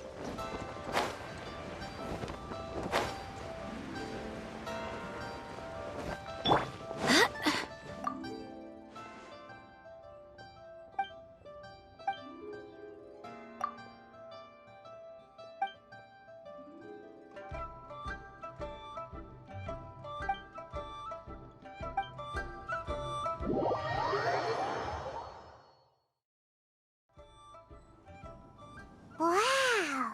Everyone's already seated! It's Paimon's first time attending a banquet in the Jade Chamber. The food here looks amazing. All of you here are my distinguished guests. I am determined that each of you thoroughly enjoys yourself. Those who don't drink alcohol, please, help yourself to other beverages. Fine wine is a delight to the senses, but it is far from the only one. I trust you will find the marvelous view from the Jade Chamber to be an equally gratifying indulgence. Have you heard? Miss Yun's going to be performing today. Sure have. Honestly, it's the main reason I'm here. I've never missed any of Miss Yun's performances, and I don't intend to start now. I hear she's going to perform The Divine Damsel of Devastation today, the one written by her father. I've been so excited that I've barely slept the last few nights. Hey, look! Miss Yun is going on stage!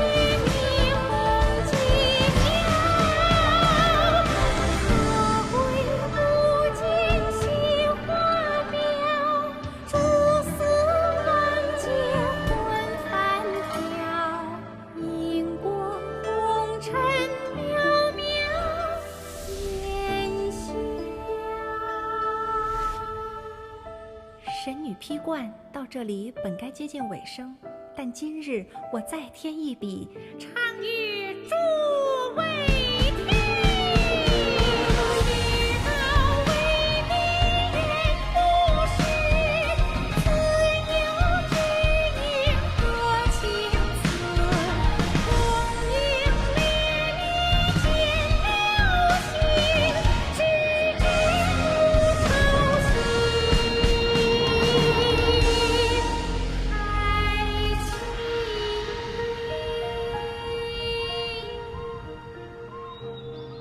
彼时鹤归，茫茫天地无依靠，孤身离去。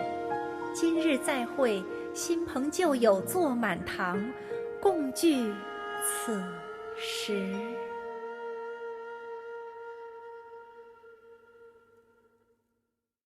What did you think? Personally, I thought I sang rather well. It was beautiful. Paimon wants to learn too. It was wonderful. Also, thank you. You're welcome. Thanks to you, the Divine Damsel of Devastation is a more nuanced tale than ever. The play has an ending, but life goes on. I believe you will find a way to fit in Liyue Harbor. Thank you. I think I've found the opportunity I needed to change. Ms. Yun, here you are. Great to see you. Huh? Hey, this young lady with the white hair looks like some kind of VIP. Yeah, that's it, like an Adeptus. Wait, you're the girl from the opera, aren't you? The Divine Damsel herself. And look who else we have here, the illustrious traveler. Well, I'll be. This was definitely worth showing up for. Let me pull up a chair, all right. We'll all have a friendly chat, get better acquainted. Alternatively, you could leave us alone. That is, if you'd prefer to finish your drink via the orifice of your own choice. Uh-oh, this feels all too familiar. Shenhe's back to her old self again. Hey, what are you doing? Calm down, Shenhe. Calm down.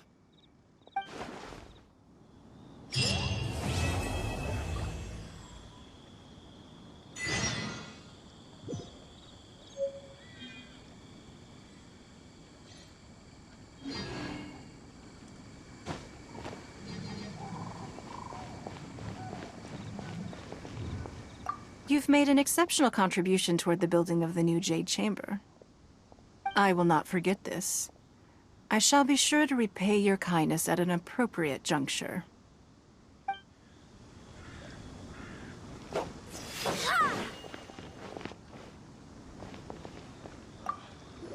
More wine! More wine!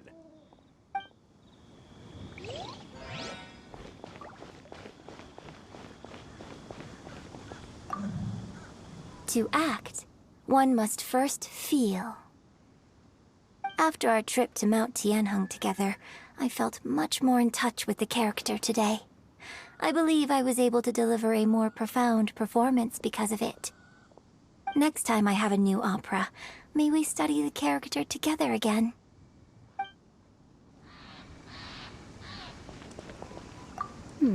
Now that I think about it, I'm glad Master sent me here to deliver the sigils.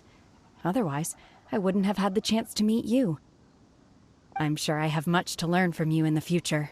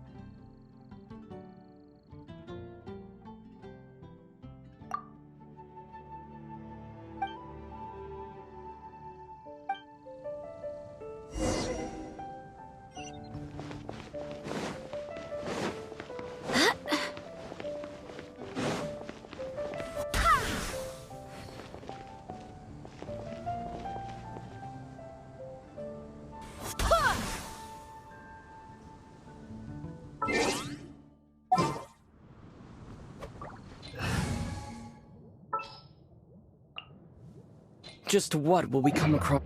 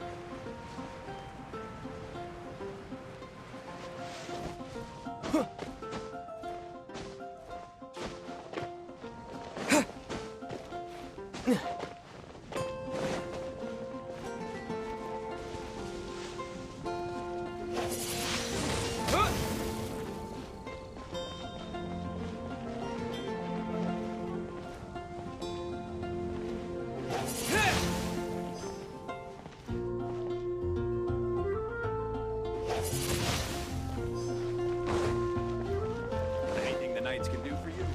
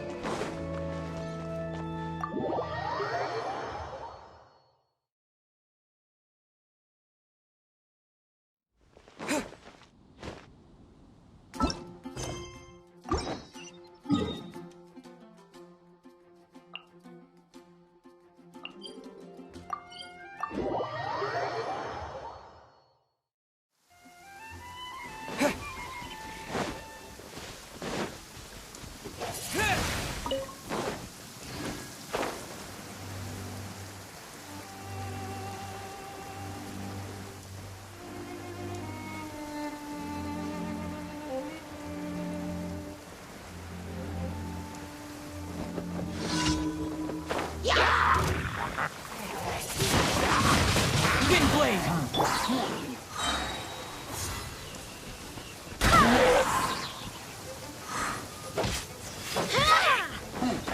Barbados, guide us.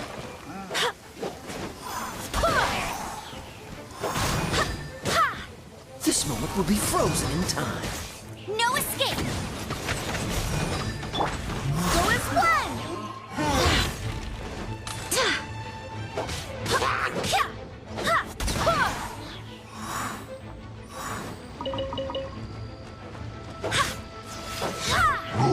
Go as one!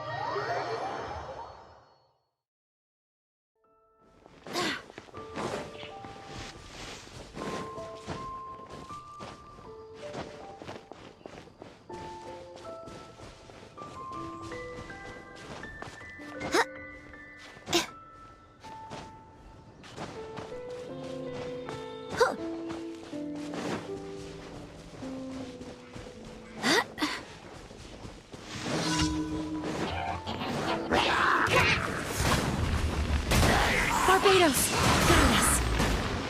With the wind! Wind blade! Dodge this! Oh, so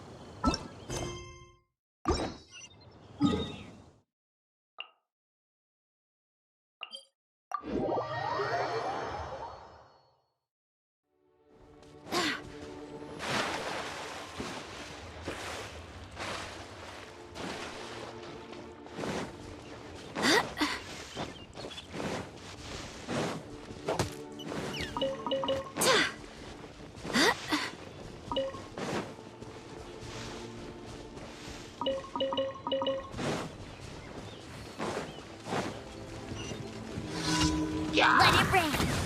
Get him! Bet you can't keep up with me!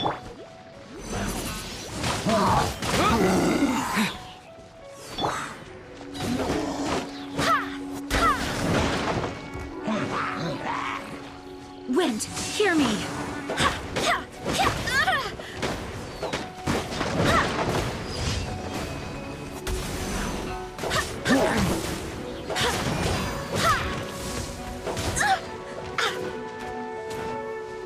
Disappear!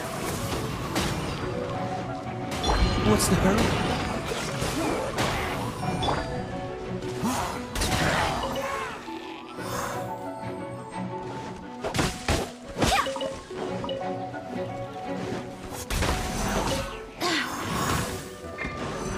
Cool it!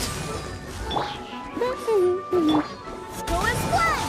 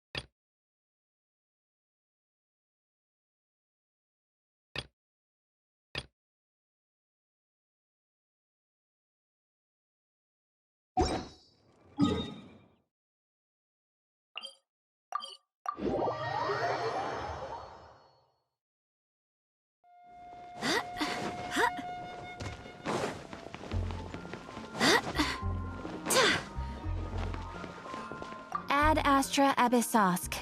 Welcome to the Adventurers Guild. Thank you for completing today's commissions. Here is your reward.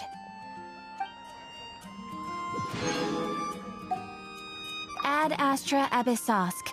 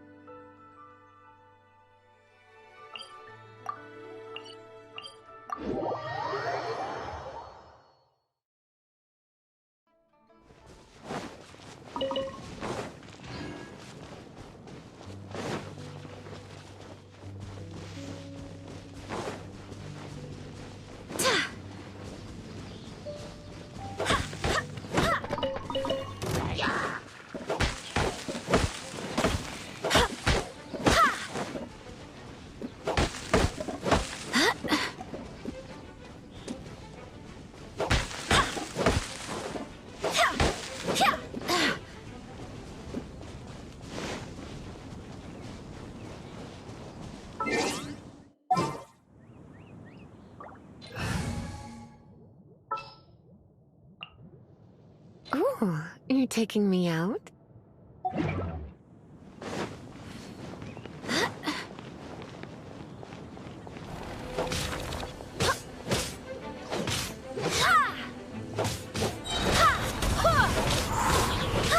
Come a little closer. Let's spark things up a little. Don't get frostbite.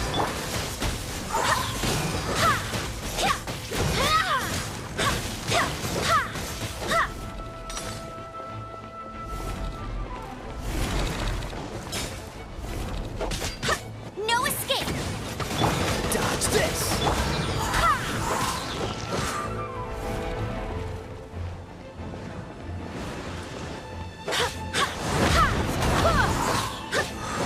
Cool it! You're in for a little shock.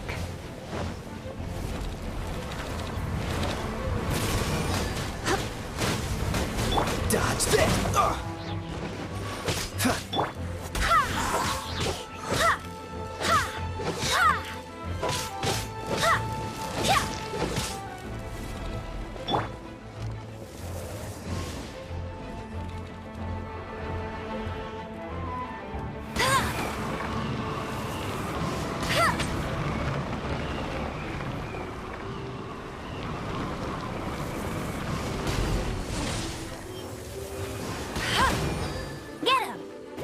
Freeze! Heep, hop, come a little.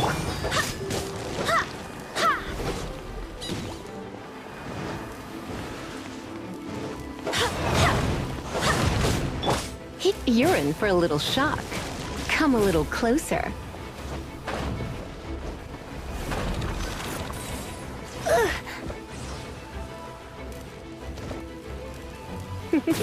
Hup. Here.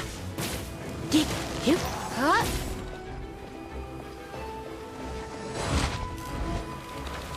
You're in for a little shock.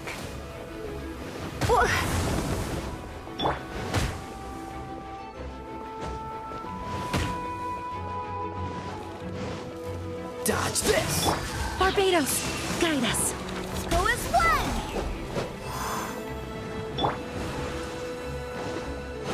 Come a little closer.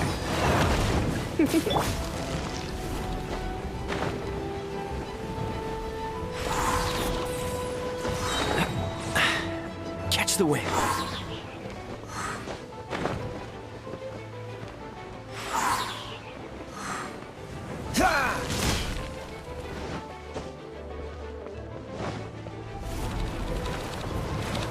Freeze!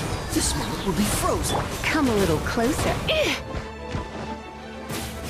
Heep, heep.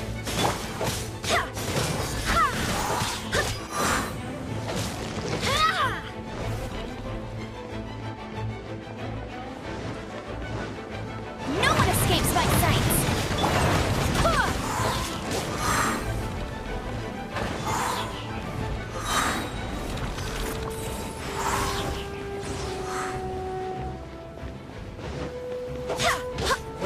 You're in for a little shock. Dodge this!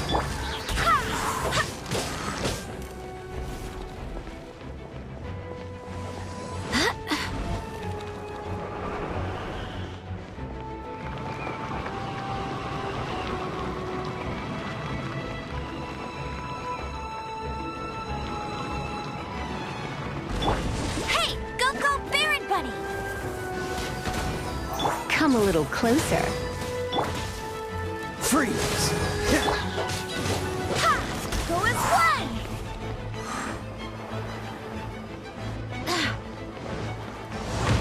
Cool it! You're in for a little shock.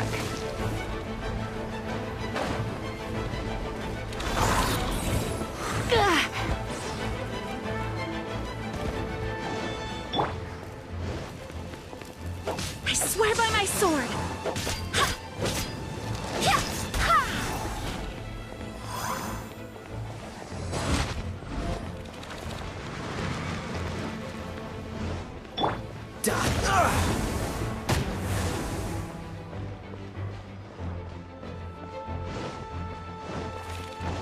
Cool it!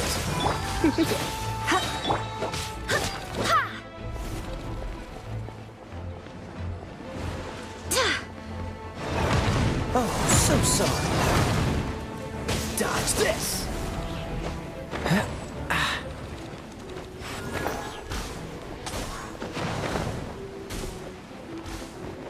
What's the hurry?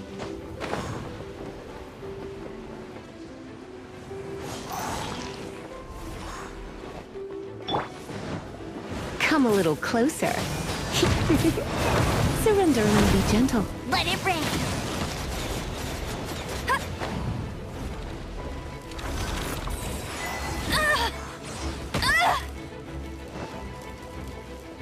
Come a little closer. Cool it.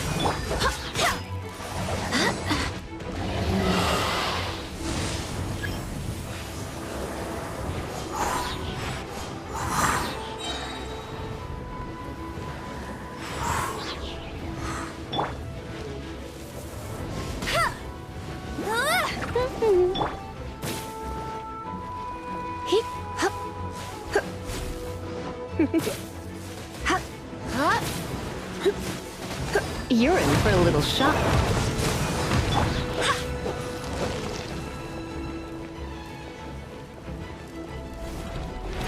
Wind, hear me! Don't get frostbite. Freeze. Ugh.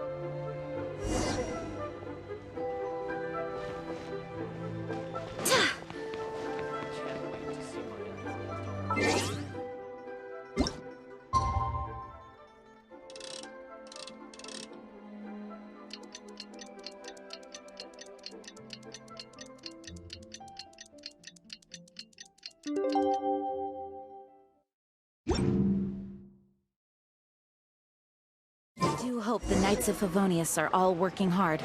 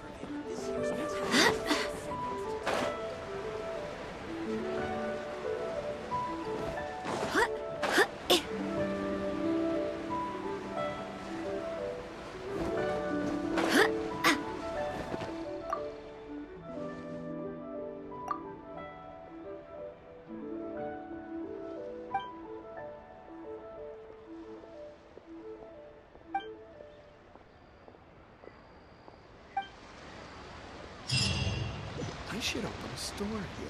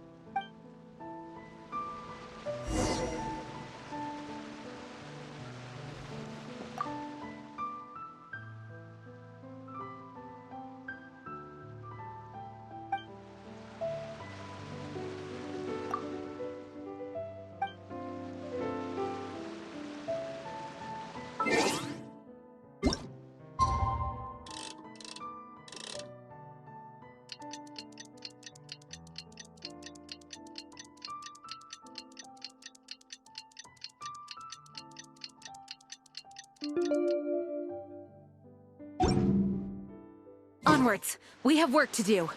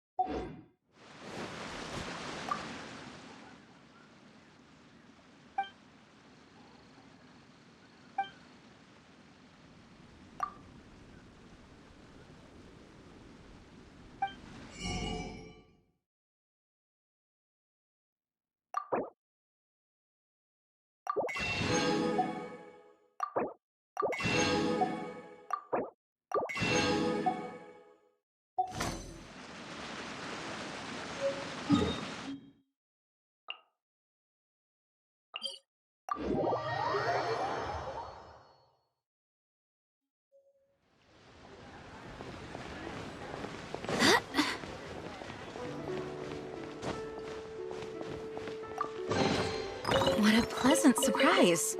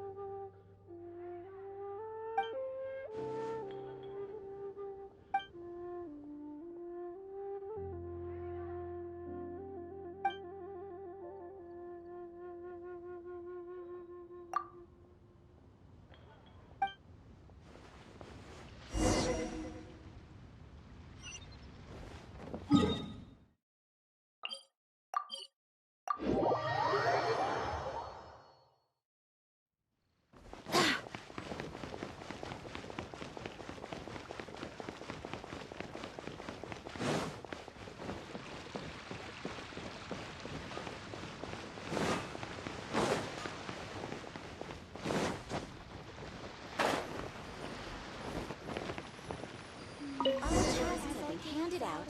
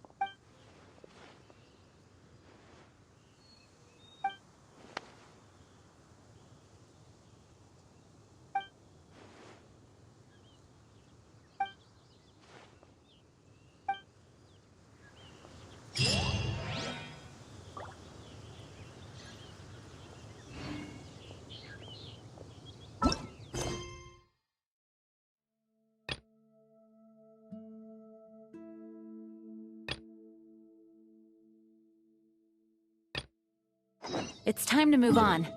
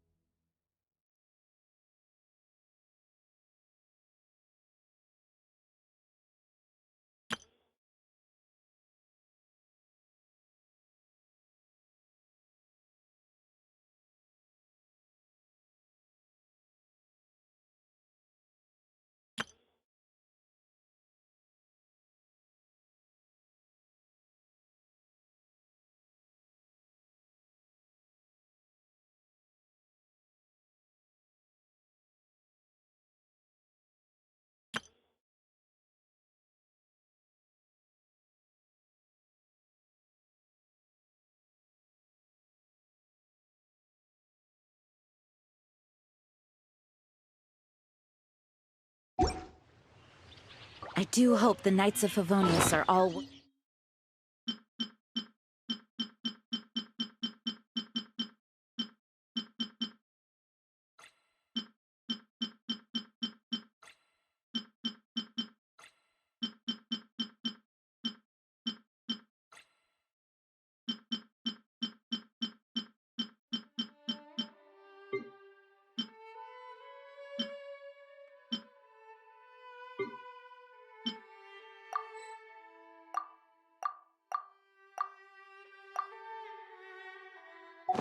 working hard.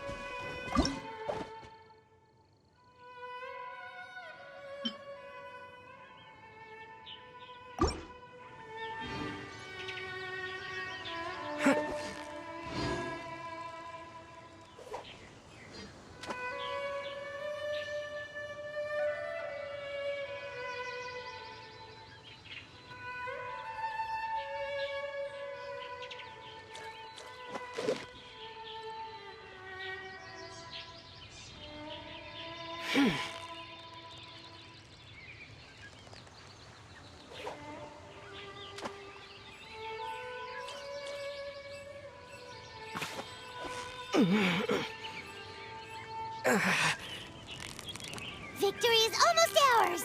What is it? What is it? Is it another Paimon?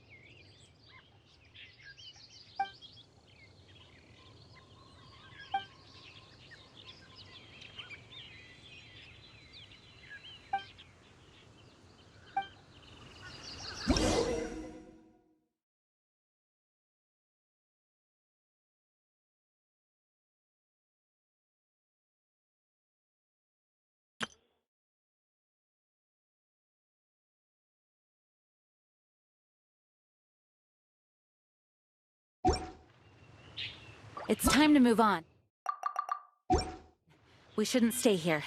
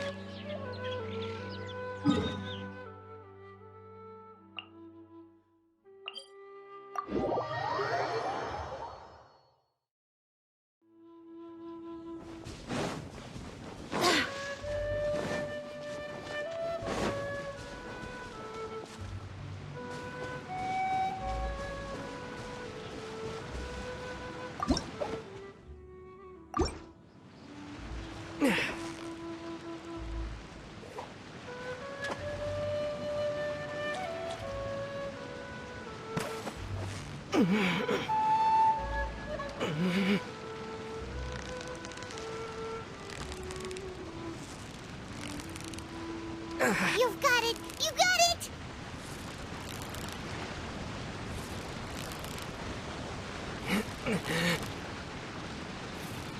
You made that look easy!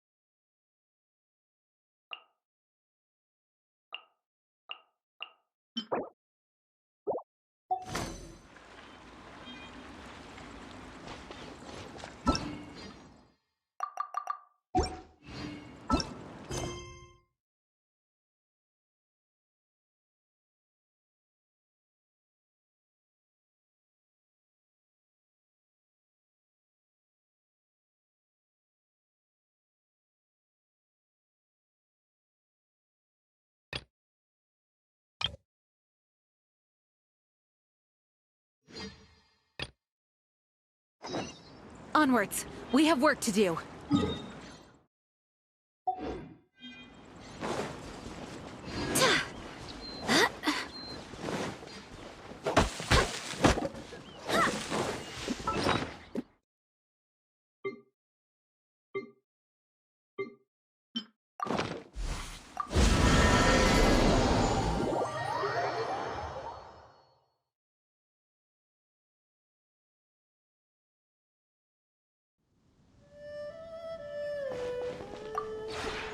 Maybe you're not used to the place at the moment, but once you've materialized enough rooms and furniture through subspace creation, it will feel just like home.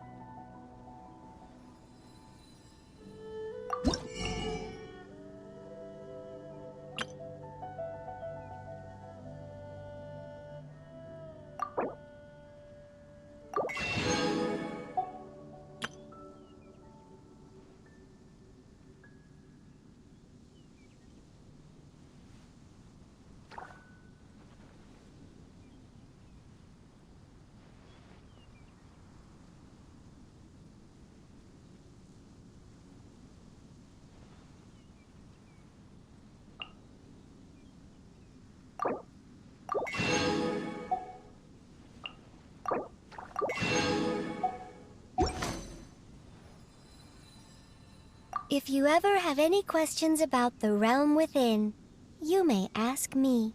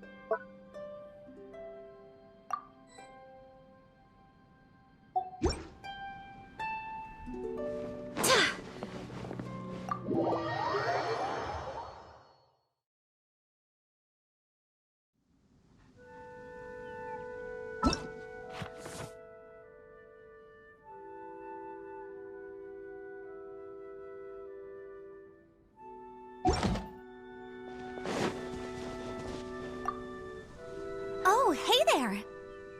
It's so good to see you. Morning!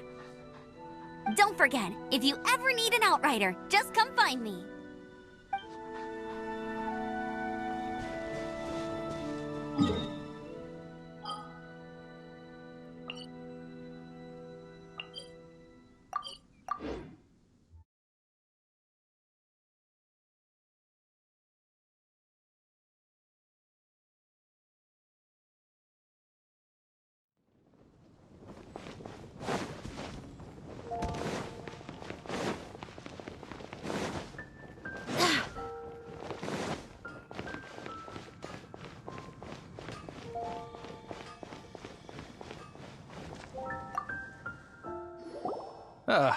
Honorary knight. Is something the matter? A stranger with an eye patch. Let me think. Oh yeah, I remember seeing someone like that. A blonde stranger dressed in unusual garb. He was wandering all over Mondstadt at first, which I found rather suspicious. So I decided to keep an eye on him for a while. I lost him pretty quickly. Still, I didn't think that this was such a huge matter that we needed our outrider to pursue him by air. As long as Master Jean is here, there's nothing to fear from some suspicious, unusual-looking person. That might be true, but if it were up to Jean, she'd take this way more seriously. That is true. But on the other hand, knowing that Master Jean may overreact to the situation is all the more reason to not tell her, no? Anyways, oh yeah, he was at Wagner's smithy for a while before I tried tailing him. He might have said something to Wagner. You should go ask him. Maybe he has more news about our stranger.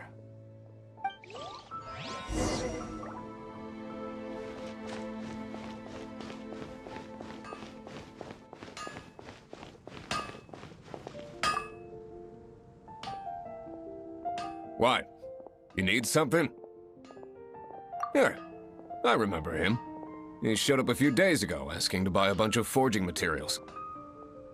Can't say I've heard of any of the materials he mentioned, though. He then had a look at the weapons in my shop before leaving. I've heard that he can be found drinking at the Angel's Share. If the Knights or the Guild want to get hold of him, that's the only place to be. The Angel's Share? Well, Master Diluc probably has his eye on that stranger too, then. Anyway, let's go to the Angel's Share and have a look.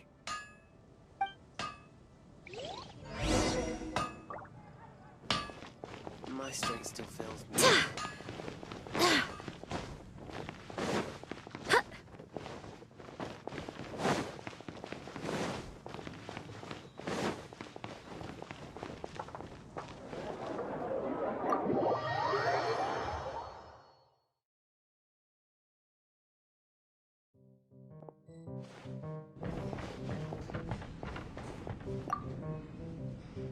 What will it be? Grape juice or apple cider?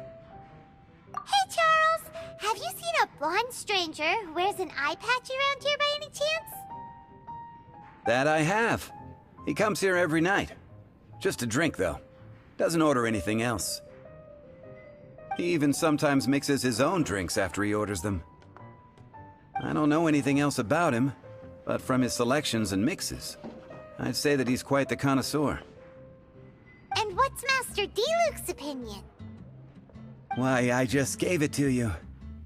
Quite the connoisseur. Investigating everything as always. Guess that's D-Luke for you.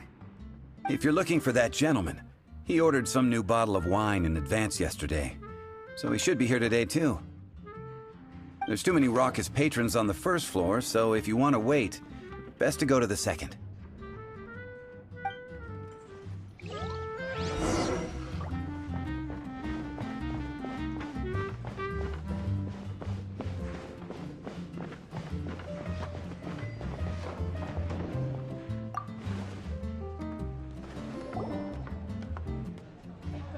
Ah, welcome, sir. The wine that you previously ordered is here. He's really here? Let's go downstairs and have a look.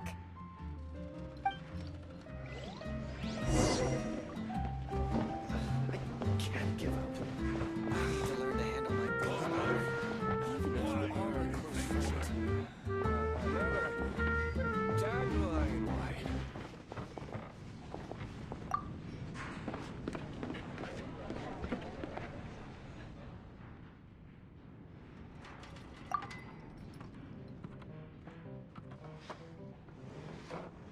Wow, he's got no intention of paying us any mind, huh? A traveler, you say? Why are you traveling? Well, that's as good a reason as any. Sit down over there, then. So, guess we've broken the ice. What a weird guy.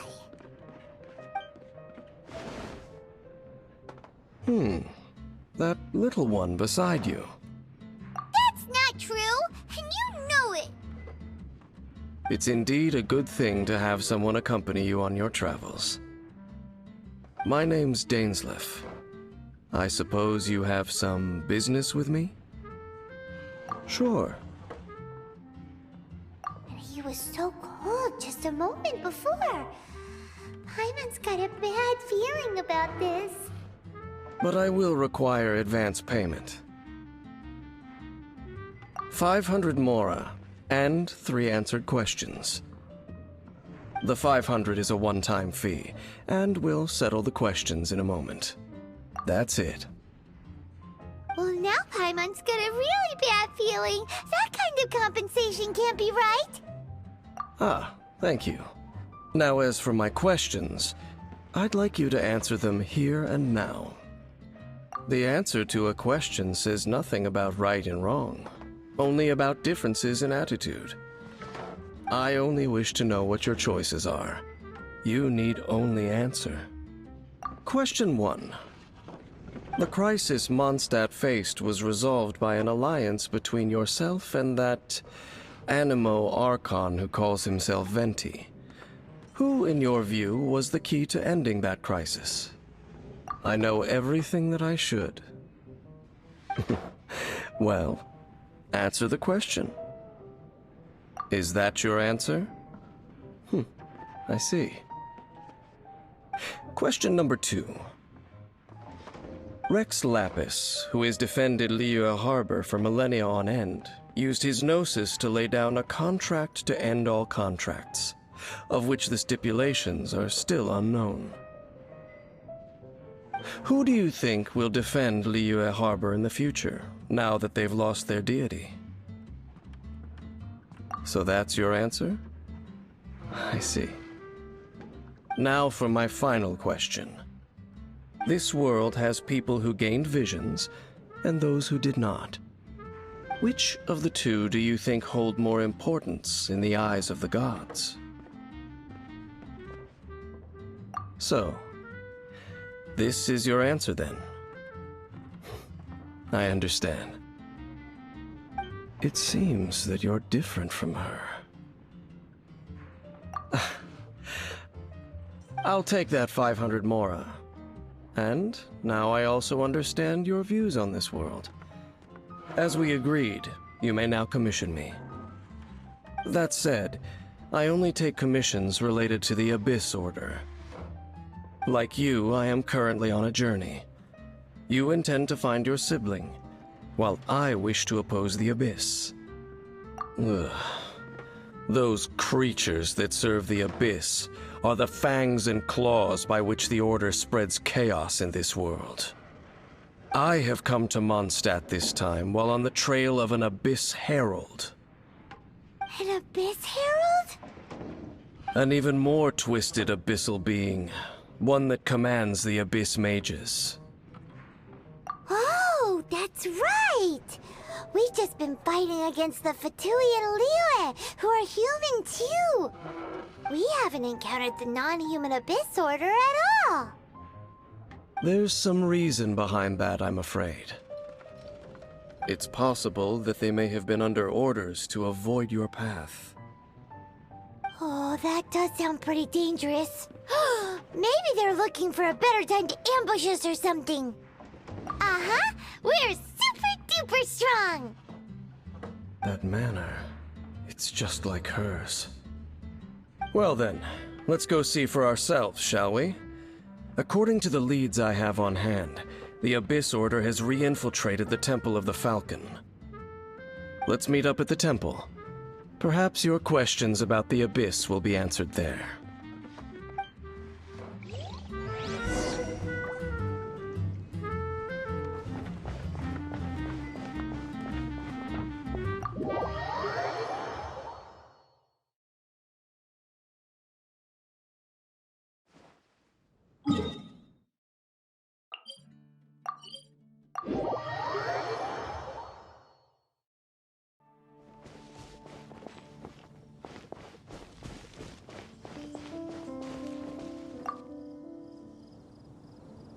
This abandoned temple does bear some marks of the Abyss. The Falcon of the West. Though it can soar in the wind, it ultimately does naught but hover under the light of the gods. Oh, it's nothing. Let's head inside.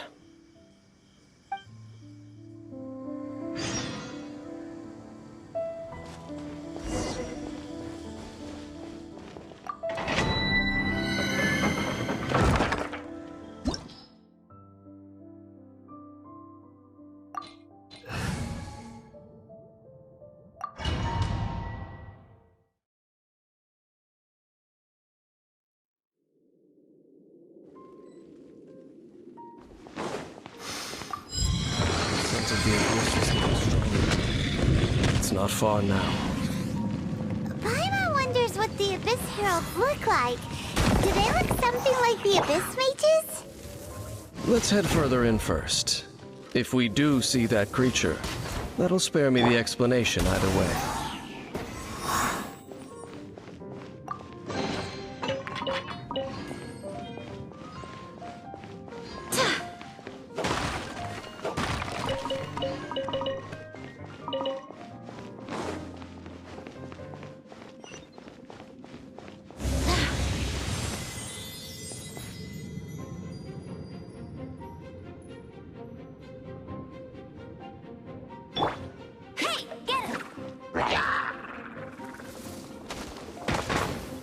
No one escapes my sights!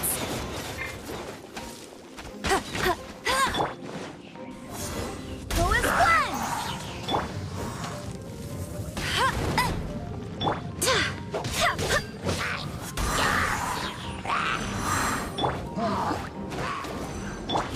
Die! Come a little closer. Blitz.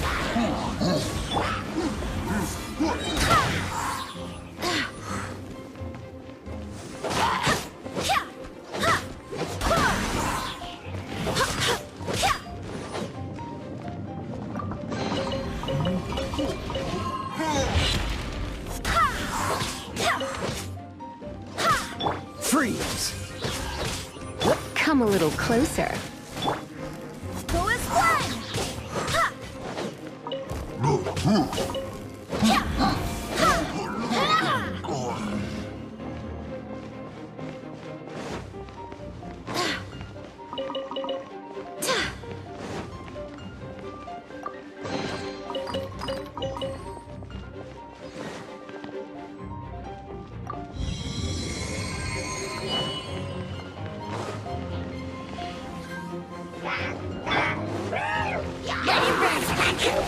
Barbados, guide us.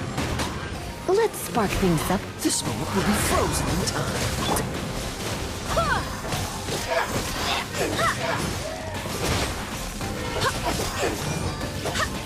Go as one!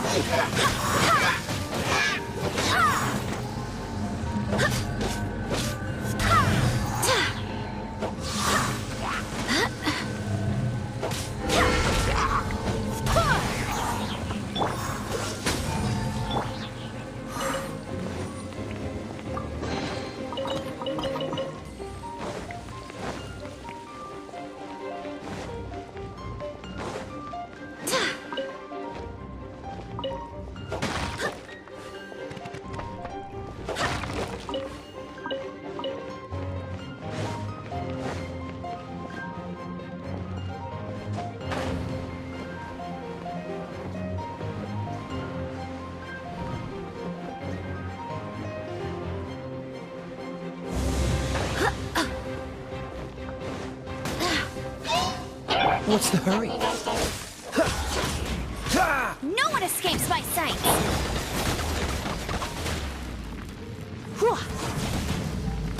You're in for a little shock.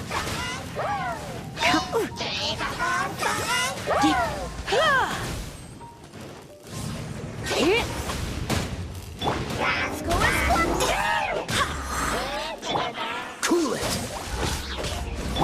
Go, Barry! Wind, hear me! Go as one!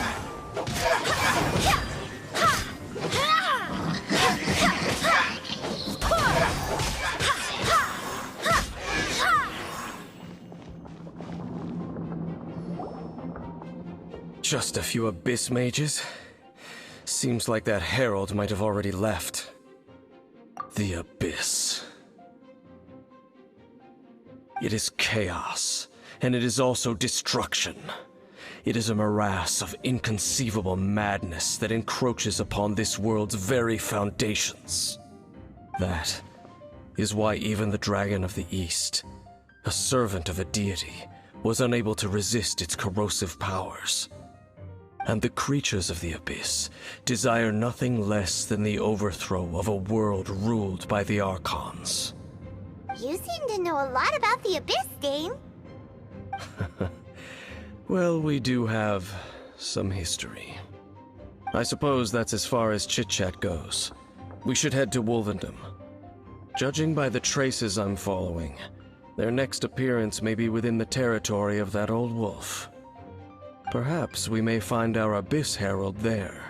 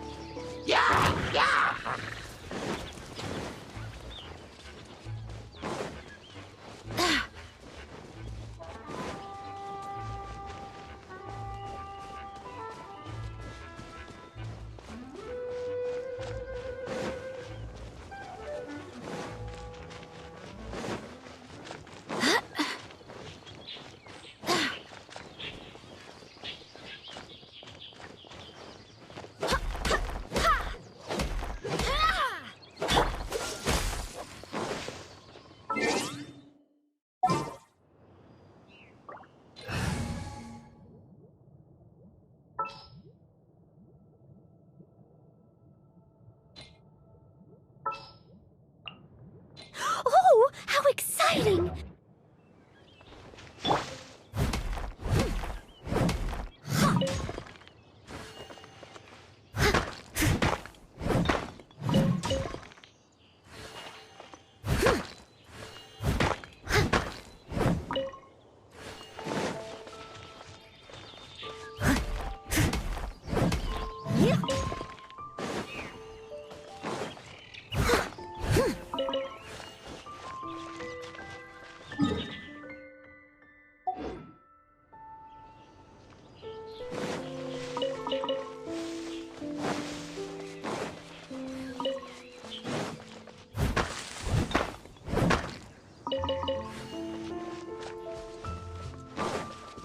Well, we're in Wolfendom now. Think Dane's waiting for us up ahead? We should meet up with him quick, in case the wolves decide they don't like him.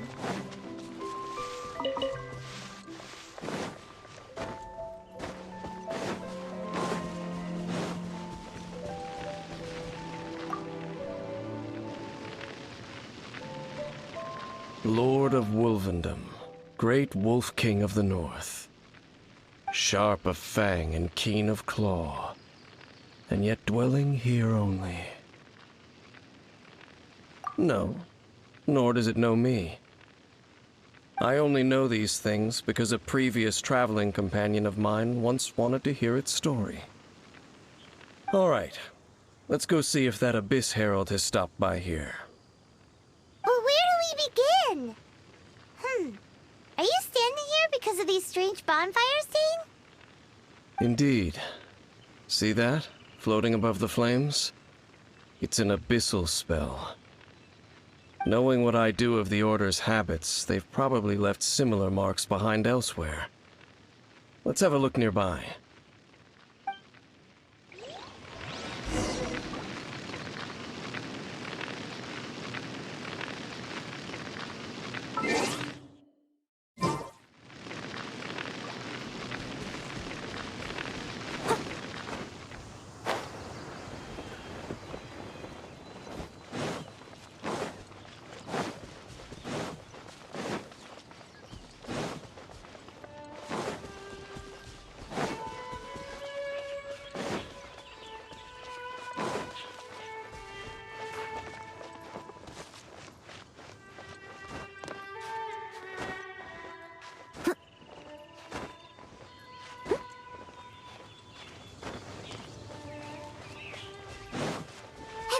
Another one of those bonfire spells! Looks like the Abyss really has been around here. Yikes!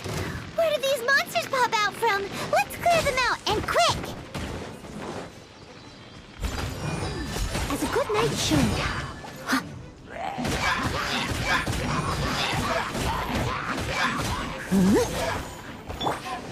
Oh, so sorry.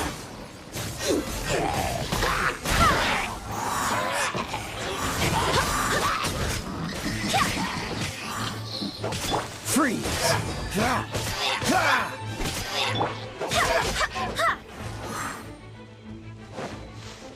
Go as one!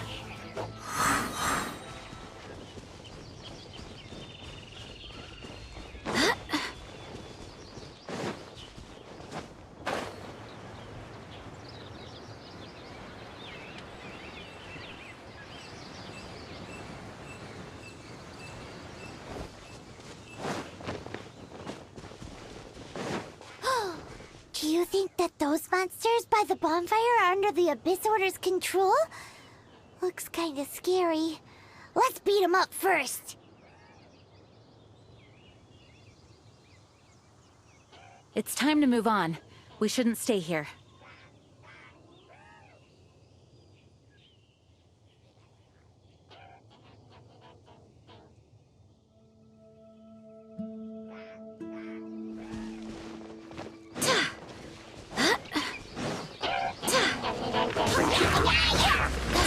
Barbados!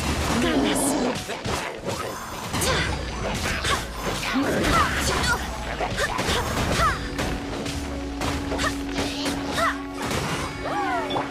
I must leave no stone unturned.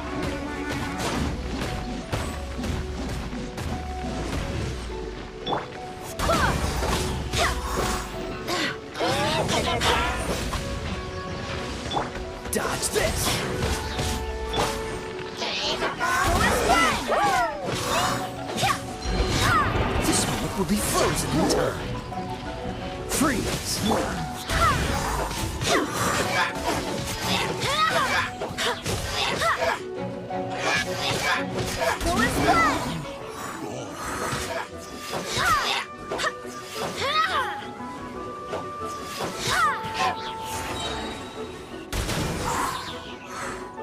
Whew, that's that. Let's go check out that bonfire. Looks like this bonfire's also got something to do with the abyss.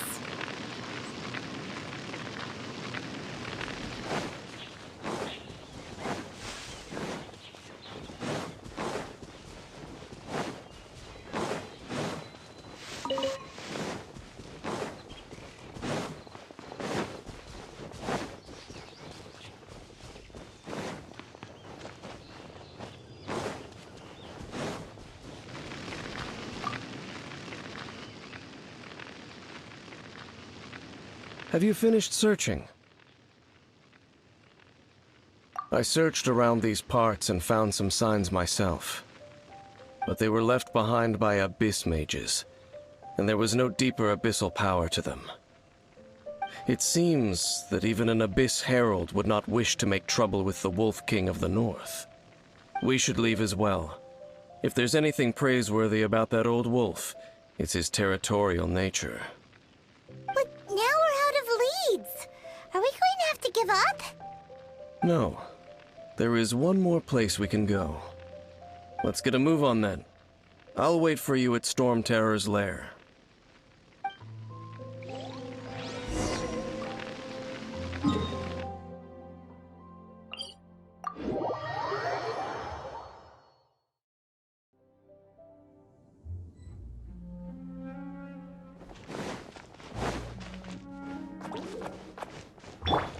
Cool it! No escape!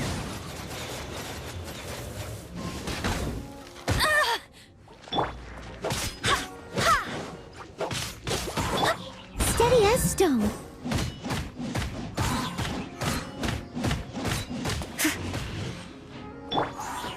Dodge this!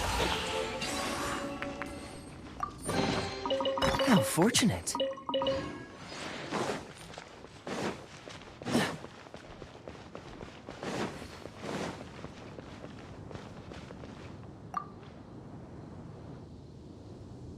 I've heard about what happened to you during Mondstadt's crisis. When you came, this place was known as Storm Terror's lair. But I suppose that this place is more lair than Storm Terror at this point. In fact, if my memory serves, this ruin has had largely nothing to do with that dragon for a long time. The first time I laid eyes upon the ruins of Old Mondstadt, the Dragon of the East had yet to fall, much less come to nest in this place. Huh? But Paimon remembers that Dvalin first got in trouble hundreds of years ago. Don't think too much about it. Do you remember the light actuators that once sealed this ruin? If the Abyss Order is interested in this location, then they will not neglect those mechanisms. Let's go see what the situation is at those light actuators.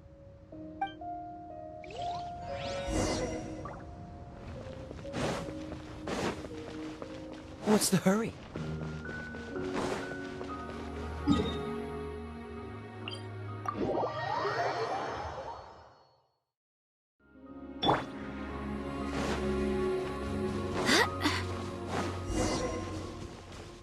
Look! There are lots of monsters gathered over there.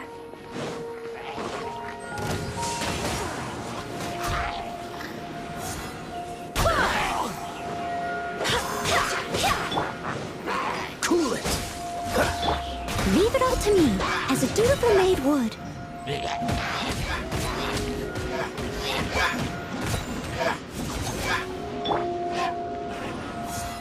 Go and fly!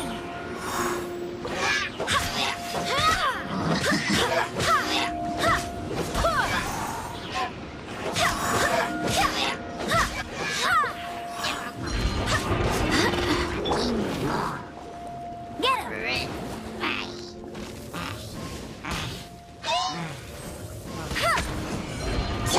Oh, so sorry.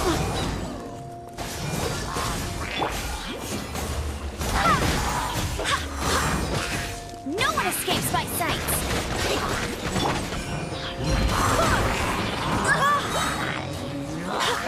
Wind, hear me!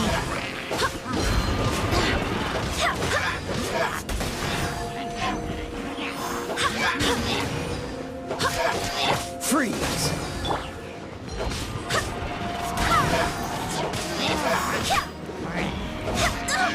Barely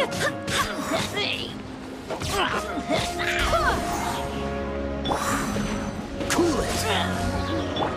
Go grab Baron!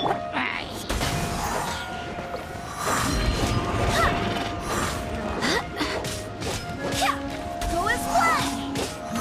Freeze!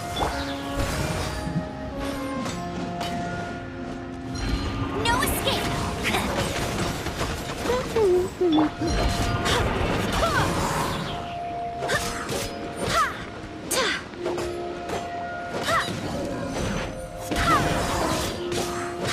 Barbados, guide us.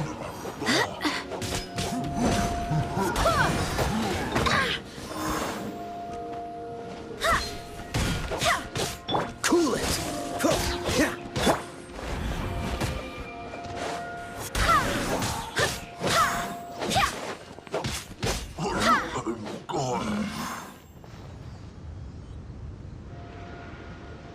Oh, so in the end, we still couldn't find that Abyss Herald. Bummer. I wouldn't call not having to gaze upon such a creature a shame exactly. Still, I do believe that you will come across one eventually. No, you're right. If it's a really powerful monster, it would be best to go around it. How good it would be if all perils one encounters in their journeys could simply be solved by going around them. Once upon a time, yes. I simply have experience from adventuring together with that traveling companion. You know, Dane, you keep talking about that person this and that person that. Where are they now, anyway? She no longer travels. I'm afraid that traveling can be too exhausting at times. Oh, is that how it is? Well, why are you traveling alone then? I still have some things left unfinished. Once they are done, I too will return home to rest. Yep, and it's good to have a home to come back to, isn't it? We camp out a lot when we travel. Hey, once you find your sibling, we should find a place to stay too, shouldn't we? Mondstadt's Fisherman's Toast is pretty tasty, but Liyue's one-man restaurant is great too. Either way, we should settle down in a place where there's good food. Home. Well, it won't be too late to think about where you stay once your journey reaches its end. While you're still traveling, you should...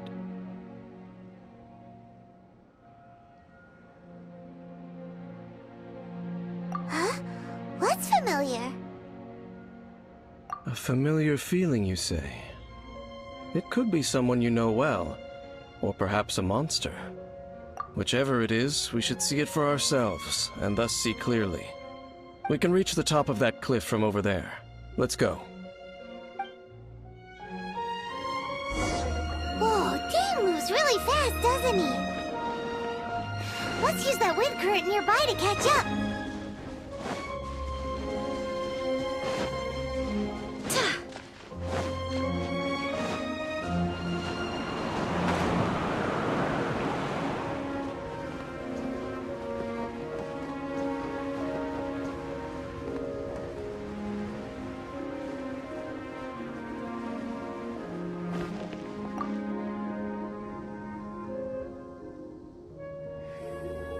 Can you still sense that familiar feeling that you spoke of earlier?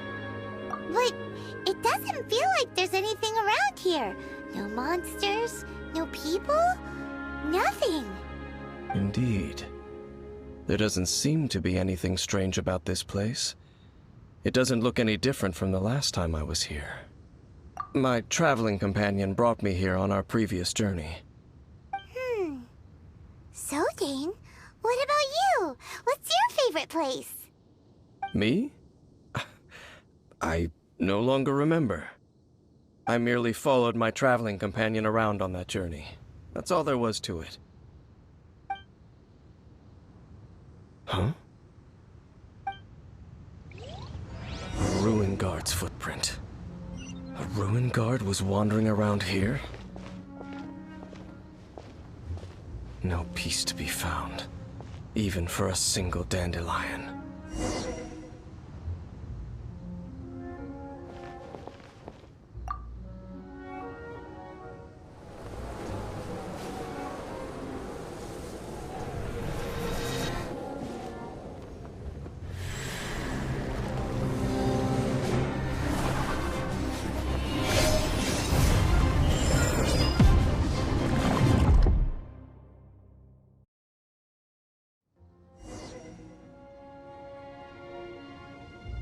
What's gotten into you?